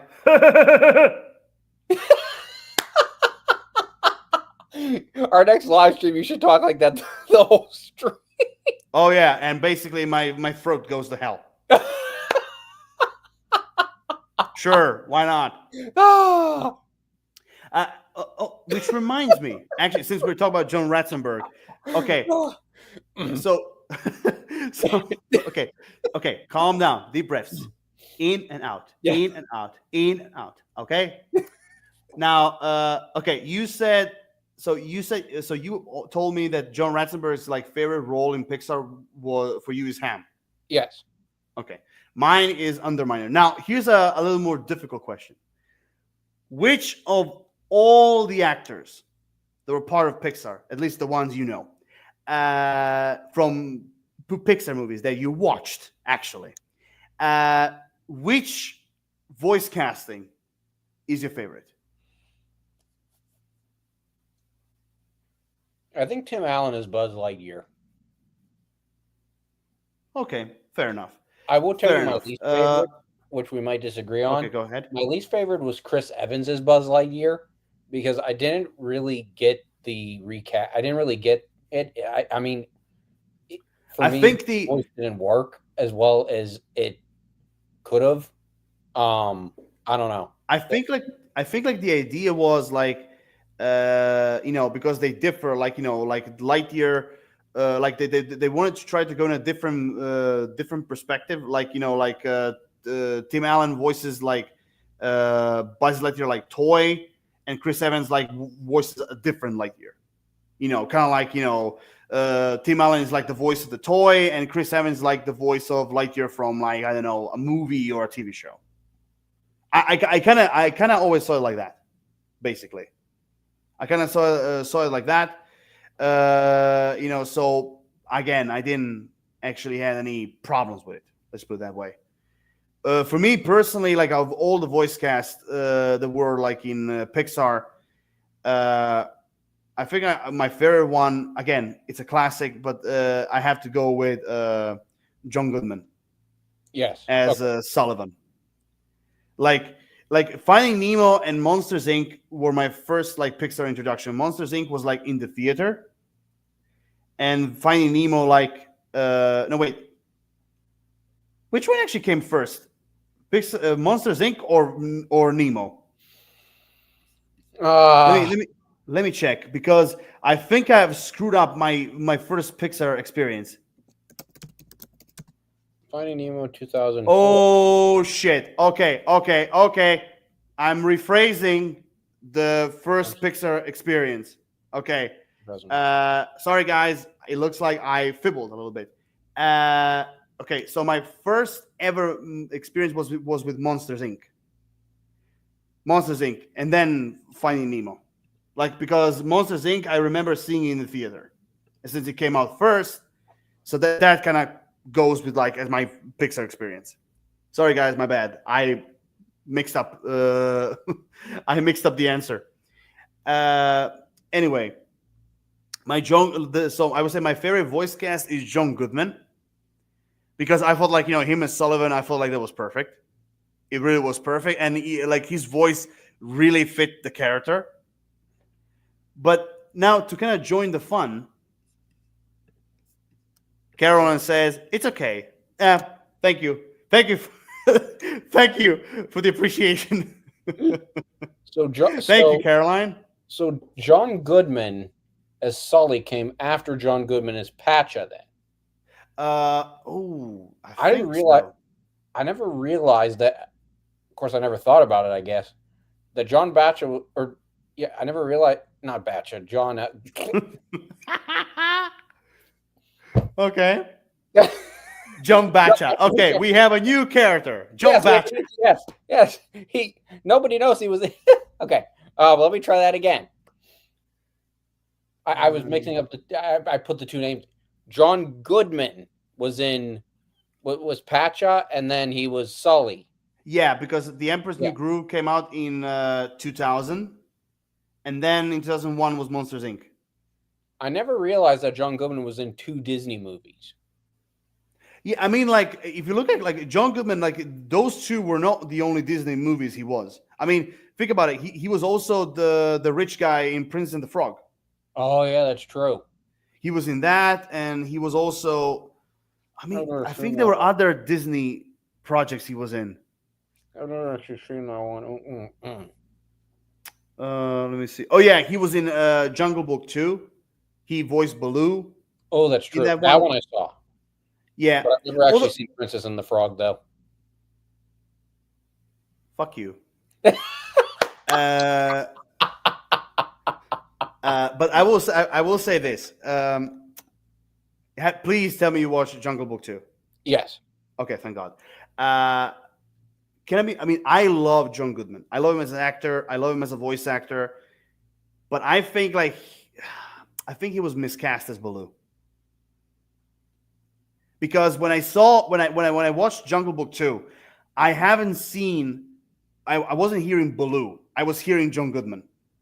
You Yeah. know, like for example, the guy who voiced Baloo in Tailspin or in the original Jungle Book, like when you hear that guy's voice, I'm like, yeah, I mean like that's Baloo. You know, the style, the tone of the voice and everything. So I mean, I don't know if the guy who did Tailspin, I don't know if he was alive when they did Jungle Book 2, but if he was, they could have at least like hired him to do Baloo. But again, I get it. They needed someone who could sell, someone who, who can kind of track the attention, to track the attention, of the viewers and everything. Just like for example, when they did with, like John Rice Davis, he voiced the village leader in Jungle Book 2, or even like Tony Jay voicing Shere Khan. So I get it. I get it. I get it. Yeah. I mean, but going back to like the Pixar, when we talk about like the least favorite, that for me is a little bit tricky. Let me just go back to see. Whew. Ooh. Soul. I'm trying to like because I'm watching the movies because I generally remember the voice cast. I'm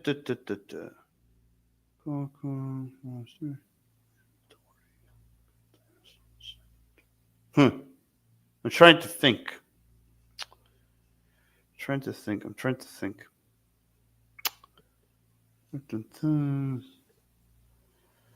Huh. It's really difficult to kind of choose. It really is difficult to see because let's be fair. Like Pixar, like they usually are spot on when it comes to the voice cast. So it's very difficult to choose. But I do have, like a least favorite one. But unfortunately, is in one of those Pixar movies they didn't watch. So until you watch that movie, no comment. But I will give you a clue. Definitely. I will give you a clue, and that is in, and that is like, since you didn't watch it, I will give you a clue, and that is Turning Red. That's the name of the movie. Yeah. Most of the cast in Turning Red, I remember. Most of the cast of Turning Red, I remember, but there is one specific cast member I felt like it was miscast. Or like, or actually, or you can even say it fits the character, but for me personally, it's one of my least favorites. So that's all I will say. Yeah. Yeah, that's all I will say. By the way, Turning Red basically also just like, just like Onward or other movies, like Turning Red also has a very simple story. And it's also / coming of age story, basically. So when you watch Turning Red, just at least, you will know what kind of story it is. Okay. Now, I've been asking questions like mostly way more than you. So do you have any questions to, to basically deliver to me? To make it more interesting?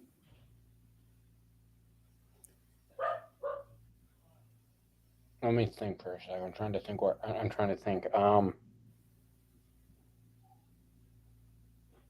like. So what? Go ahead. It's going to be a harder one because there aren't many movies that would fall into this category. So I'm going to change that. I mean, you can ask me a Pixar question, even that has nothing to do with the movies that we have. Okay, so but you can ask me this first question you have, and then you can go with others. Okay, so I'm trying to think of a way to broaden this one. Okay, this will broaden it a little bit. What movie would you like to see them do a spin-off or sequel to? Hmm. Let me try to see.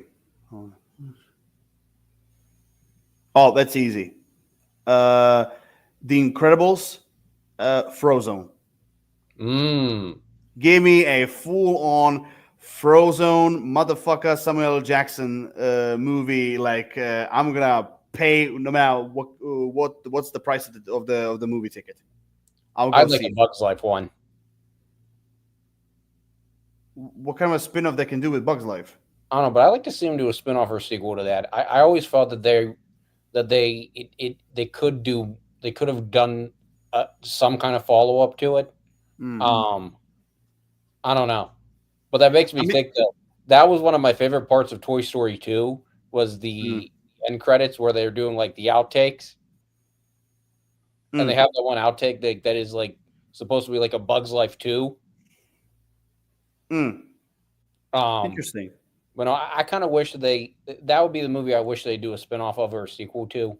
Um, By the way, uh, you said you didn't watch Cars 3. no, I haven't watched that one. Okay, because there's a speculation that Cars 4 is in development. Really? Yeah. But again, just like with Toy Story, I'm really begging that this news is not true because the way how Cars 3 ended. Now, if you watch the movie, maybe you'll have a disagreement with me, but just like Toy Story, Cars 3 for me personally was a perfect ending to the Cars trilogy.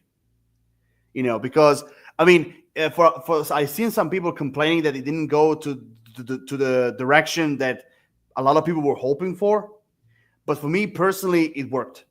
It worked, and basically, it gave a lot of characters like a wonderful conclusion. Basically, I think the problem with Pixar is, and if anyone from Pixar is watching, don't sue me for saying this. I think the problem with Pixar is, I think they might be a little bit greedy because I don't think it's their fault. I think that there's someone who wants. It might be Disney too. It might not be Pixar, I, but I think like because hear me out on this one. Now again, it might be your theory, it might be mine, but we're because each could be like the real one. But for me personally, I think like again, I don't want to use the word greedy because I mean sure you can use like the word cash grab time to yeah. time, uh, but I think like Disney, I think like is the one who's kind of like pushing them to make more Cars movies, make more Incredibles movies, make more Toy Story movies. Now again, it could be like a little bit Pixar, a little bit Disney. It could be both of them, Hmm. or it could be just like like one of them. Like even though mostly the people are saying that Disney is the one who's pushing them doing this. But I don't know. I mean, again, look, the reality is this: every single studio, the main goal is what? Making profits. Yep. Okay, money is always the goal. Making profits, earning more money. Which for some people could be a nuisance, some for people could be a curse, but it's the reality because not just simply for movies, but in every single fucking company out there, the main goal is making Hmm. profits, making money. So you can call it a cash grab if you want Hmm. to, but they're gonna do everything, whatever they take to make money. Yep. Okay, like you may call it a shithole or whatever, but that's the goal of every single Hmm. company in the world. So get over it. Yep. Uh, I think that's a trap though. A lot of I wouldn't say it's necessarily exclusive to Pixar or Disney. I think the trap they fall into is they and I think it's partially due to the money. I think there are other reasons too, but I think that the trap that they fall into is that they the longevity trap where they something they go too long with something. Um and I mean yeah, again, I mean, I don't know. I mean, I think that there needs to be I think more studios, more um, more directors.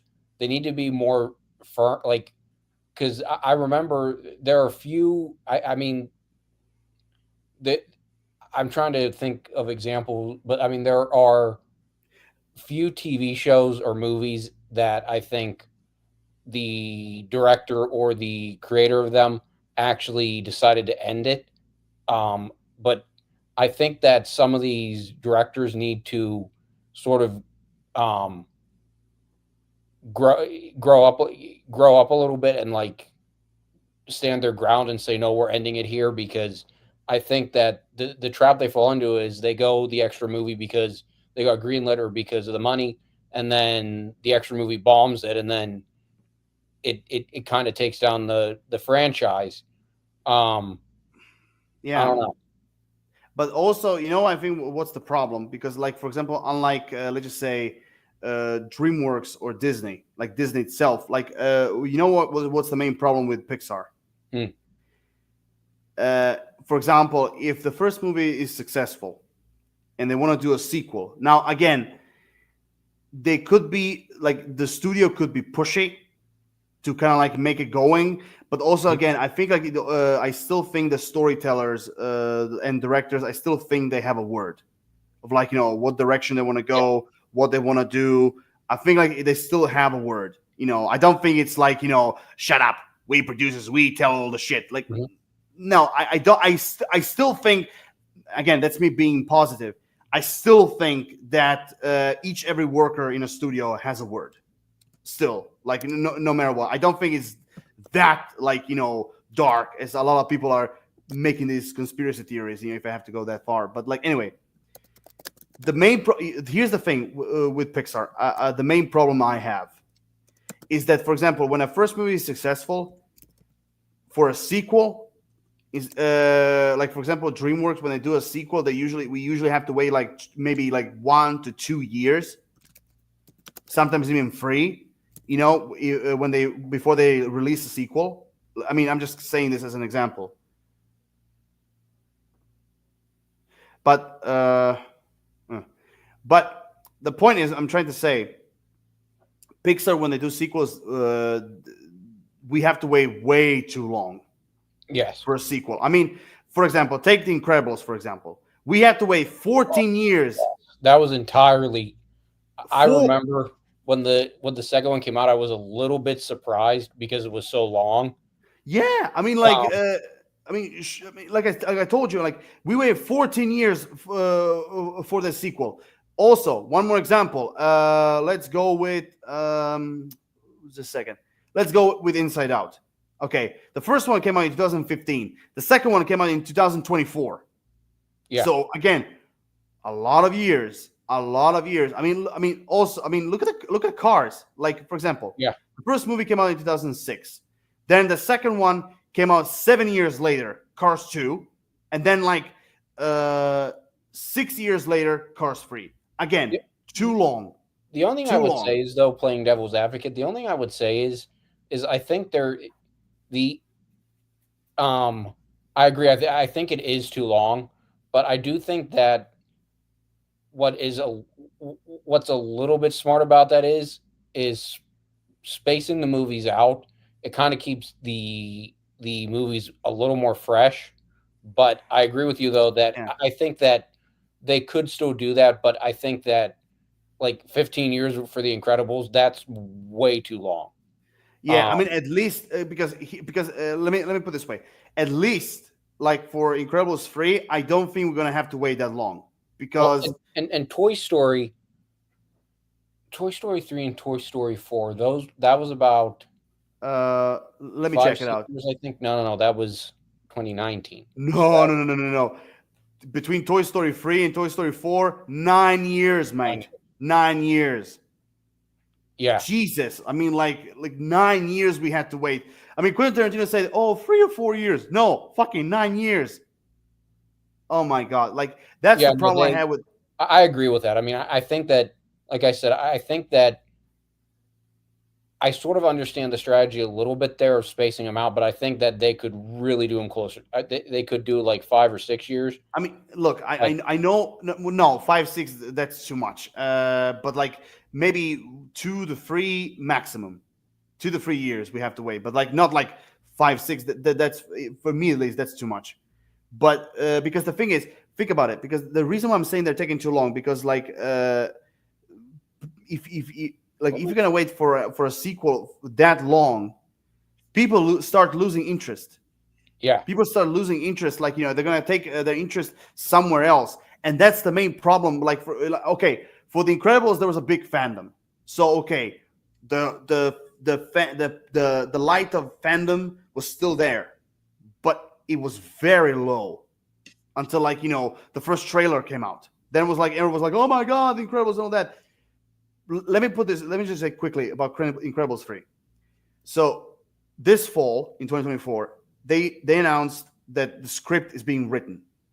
That they're writing the script at this moment. So that means, let's just say they go in production in 2025.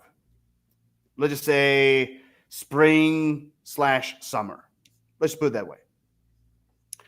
So that means that the movie, because like there are 2 movies of Pixar is gonna take out in 2026.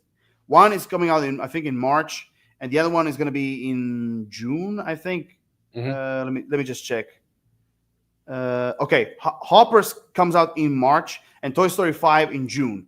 So that means that The Incredibles 3 is either going to be released in the fall of 2026 or in the first 3 months in 2027. Because I don't think with Brad Bird and everything, I don't think they're going to take a lot of time to do it. I think like I believe that this time they have a schedule, basically a timing. And compare that to Toy Story 1 and Toy Story 2, which I think there was, I just looked it up, I think there was 4 years between them. Let me check. So the first one came out in 1995. 4 years. Yes. Yeah. 4 years. Which is okay. That made me think of something about The Incredibles, by the way. What's her name? Who's that boss lady in The Incredibles, the little one with the black Edna Mode. What's her name? Edna Mode. Edna Mode. Do you think she's based on Linda Hunt? Holy shit. Ooh, that's a good one. Oh my god. Every time I see that character that I see Linda Hunt, there's no way no way they didn't look at Linda Hunt and base that character off her. I think that must be true because I don't think that's a coincidence because she looks almost exactly like that actress.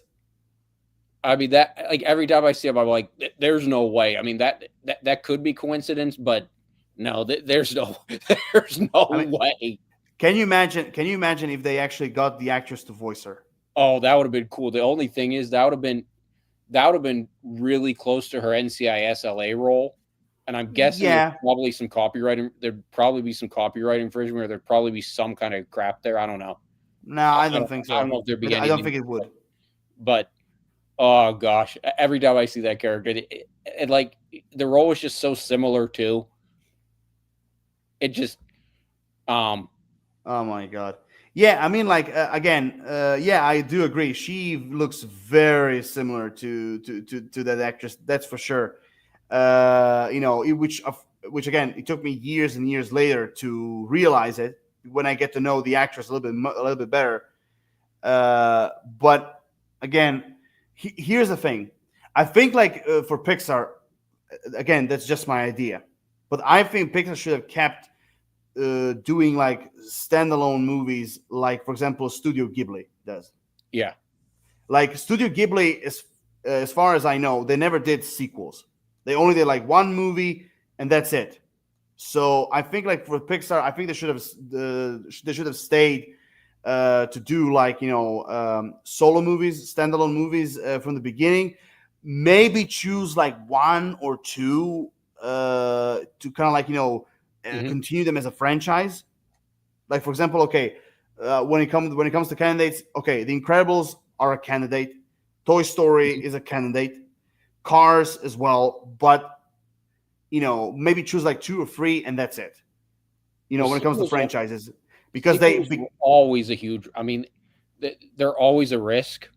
no, because that's the problem. Because that's the problem. Like for example, why like some studios do sequels way better than Pixar. Like again, because Pixar, for me personally, I know their goal is like trying to make the story as perfect as possible, maybe even better than the first one. I get it, but the thing is that again, I respect that, and as a storyteller, I get it. Well, storyteller in my private time as a hobby, but the point is that they're taking too long. Yeah. They're Well, taking too long. Like, look, if you have a story in like let's just say the first year or two, then do it. If you don't, I'm sorry to say this, but scrap it. yeah. Because like if you're gonna take more than 3 years, maybe four, like more than four, then I think like you don't have to do it. I will say this: Toy Story 2 is a sequel. I feel like it's a rare sequel in that I feel like it was as good, if not maybe marginally better than the first one. Hmm. Um, I mean, Toy Story 2, for me personally, I think it was better than the first one. yeah, I think it like I said, that I think that's a rare sequel because I think it's rare that sequels actually surpass the original movie. But I think Yeah, that one it actually does surpass it. I also feel like the animation is a hair better in the sequel than the original. yeah, I feel like the Toy Story 2, the thinking back upon it, I'd have to go watch it again to see if I get the same feeling. But it feels like with Toy Story 2, when I think about it, that they kind of knew what they were doing that time around with animation, with casting, with the story and everything. And it kind of shows because I think that they were able to elevate it from the first one. yeah. Um, and yeah, I mean, I think that was probably one of the better sequels. I mean, I feel like Pixar has done decent sequels. I mean, I think you're right though. I think they take way too long between the movies to I mean, look, get them out. let me stop you there, but remember where you stopped. I'm sorry to cut you short. I'm really sorry, but I just wanted to add this that I wanted to add, look, we are kind of ranting about Pixar a lot. But again, I get it. That one of the main problems is also, that there are other projects that Disney has to release. There's also a problem with the schedule, Mhm. when they're gonna do it. Are the producers at first interested or not? Like, I know there's a lot of, let's just say, protocol they have to Yeah. go through, to get the movie greenlight. I get it. Mr. Marshmallow. Oh, he's saying hi. Oh, hello. I mean, I always get confused with that emoji with the hand. Yeah, like, hello there, Mr. Marshmallow. I'm waving at you. Good day to you, sir. Don't be rude, TK. Even I, you wave. I, I, I Ah. miss Marshmallow. Oh yeah. I'm not, Yeah. hi, Mr. Marshmallow. Yeah. I wonder if there's a bonfire.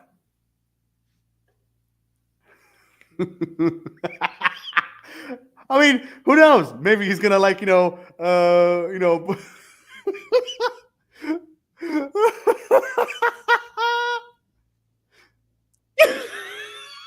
I know. I mean, look, hey, I like dark humor, okay? I'm a dark, twisted humor guy, okay? Oh. Oh. I'm a twisted dark humor guy, okay? Oh, that was a good one. Yeah, I mean, what can I say? I have my moments. But anyway, continue what you were trying to say. Okay. Yeah, no, I agree with you. I think it is way too long between the sequels. I think that now I will say this: The Incredibles 2, I thought that was a really good sequel too, though.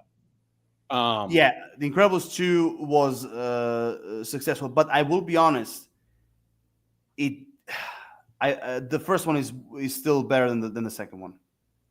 Yeah, I kind of agree. I think. I mean, I like the second one, but I think the first one. I think you're right. I think it is better. Um, For me, which is the weakest part of the second movie? hmm, The villain part. yeah, I felt like, look, I mean, I would have accepted if they tried to make Evelyn Dever from the beginning, kind of like a Lex Luthor type of like, villain, instead of like, giving us the whole screenslaver shenanigans, like Mhm. because like if you're gonna bring a villain like the Screenslaver, this master of hypnotism and all that, like stick with the Screenslaver. Yeah. Not like please, like don't give me that. Oh, like the Screenslaver was just a diversion. Evelyn Dever is like the mastermind. Ha ha ha.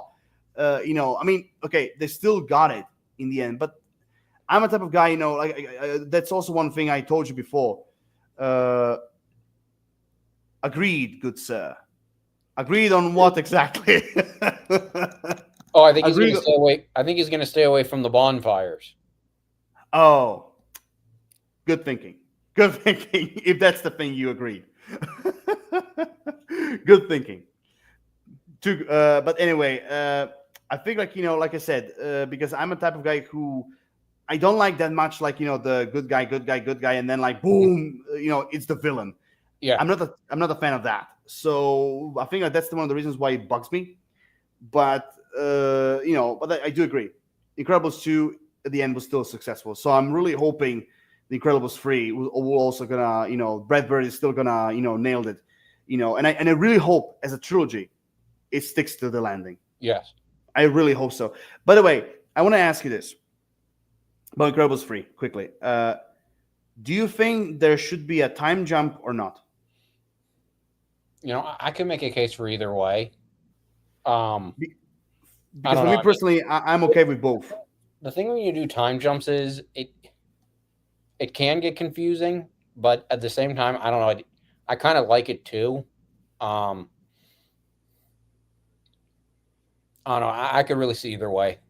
Yeah, because a lot of people are begging for a time jump, like for example, making the children older, to kind of like and making like Elastigirl and Mr. Incredible kind of like and Frozone, like let's just say in their 60s or something, and they're like and Violet and Dash are like, well, Violet is like in her, let's just say in her mid 20s, Yeah. maybe See, like late I could see 20s, that. and yeah, and Dash is like 18 or something, Well, basically. what about Incredibles? I had a thought about the Incredibles. Go Crap. ahead. Um, no, I could see that. I think that would be a good move. I think. But I could see him just keeping them the ages they are too. I mean, I don't know. I mean, I think either would work.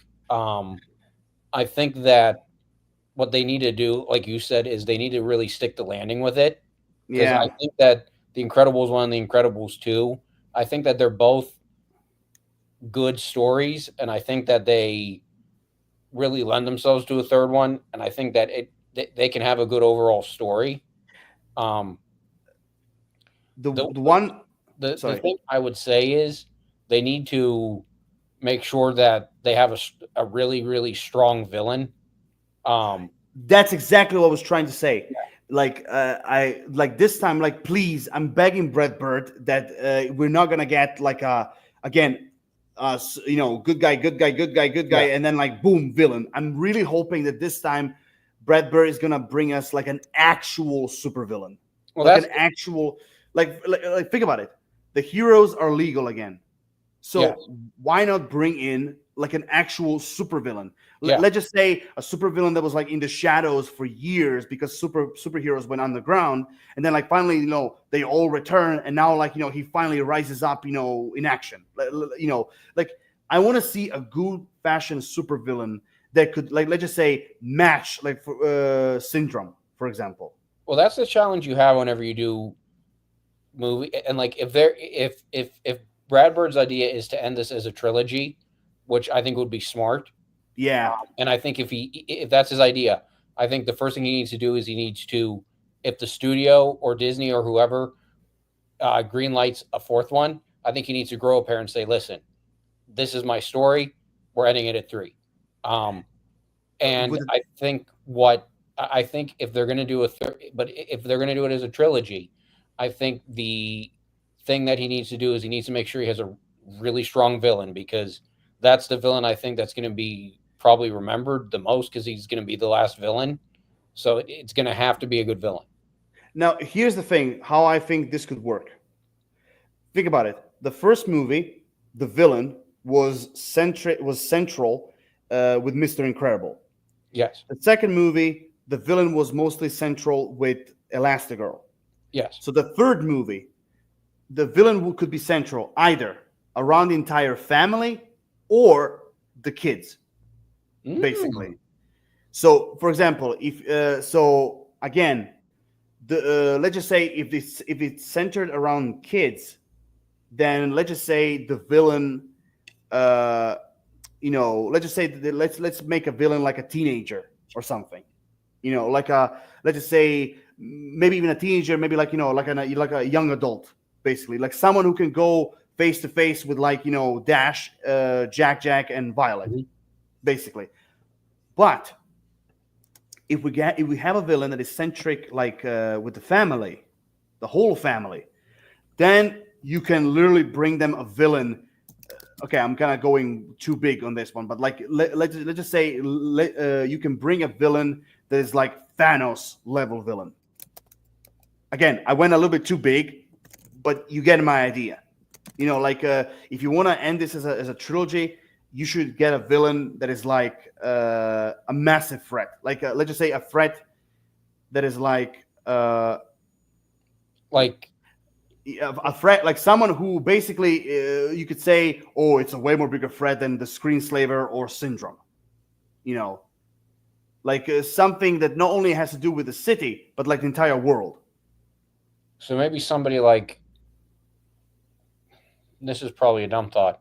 Maybe somebody like a General Ross was in Civil War, like somebody who can like outplay them like more politically. Well, if you're gonna have a type of storyline, then you need to have two villains. One that is kind of like the mastermind, and the other one who's kind of like the field agent, basically. So you can have the field agent as kind of like the masked classic supervillain, and then like the mastermind is kind of like like you said, this general type of guy. But honestly, for me, I don't want to see a villain that is like either rich or a gangster or a politician. Mm-hmm. Like I want to see like an actual supervillain, like I said, like Syndrome with a mask. Okay, no capes. Like an actual villain in a costume. And by the way, I want to answer the thing you said about Brad Bird. I think when it comes to Brad Bird, I think Disney and Pixar respect him so much that when they say, "Oh, can you make Incredibles 4?"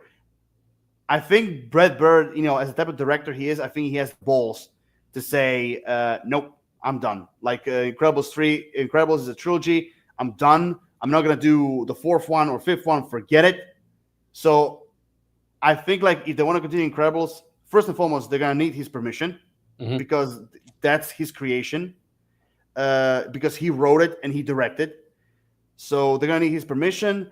But if they try to do like Incredibles, like spin-offs or something, then maybe he could stay as kind of like consultant or executive producer or something. But when it comes to him directing, he's done. After the Incredibles 3, I think he's gonna be done. Anyway, well, 2 hours and 18 minutes. I think we can call it a night. Well, thankfully because of you, because you didn't watch all everything. So before I wrap, I just want to say your homework. You have to watch all the Pixar movies you didn't watch. You have this live stream to remind you which ones are. So this is your homework.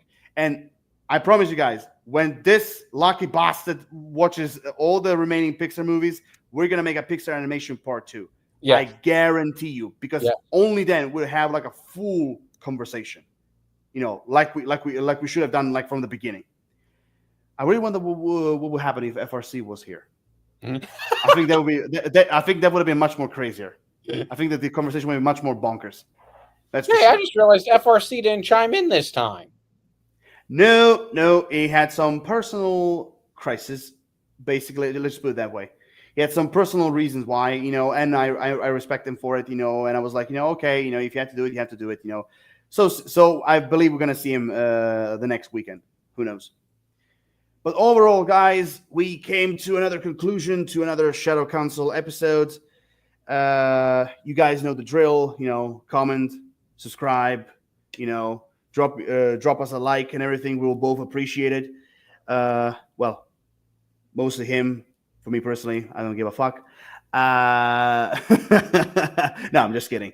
But basically, drop us everything from a subscription, from like, a comment, give me all personal thoughts about Pixar in general, about which movie you like, which character you like, which movie you hate. Anyway, you know what I mean. Overall, stay tuned for the next upcoming Shadow Council episode. See you. So until then, Lord of Shadows, like always, signing off. To infinity and beyond. Oh yeah. We're gonna get sued now. No, I don't think so. I don't think so. Especially if I add to this, everyone can be super, and with everyone super, no one will be. I think we're okay with that. I think we're covered. So, in the words of good old Beetlejuice, later, fuckers.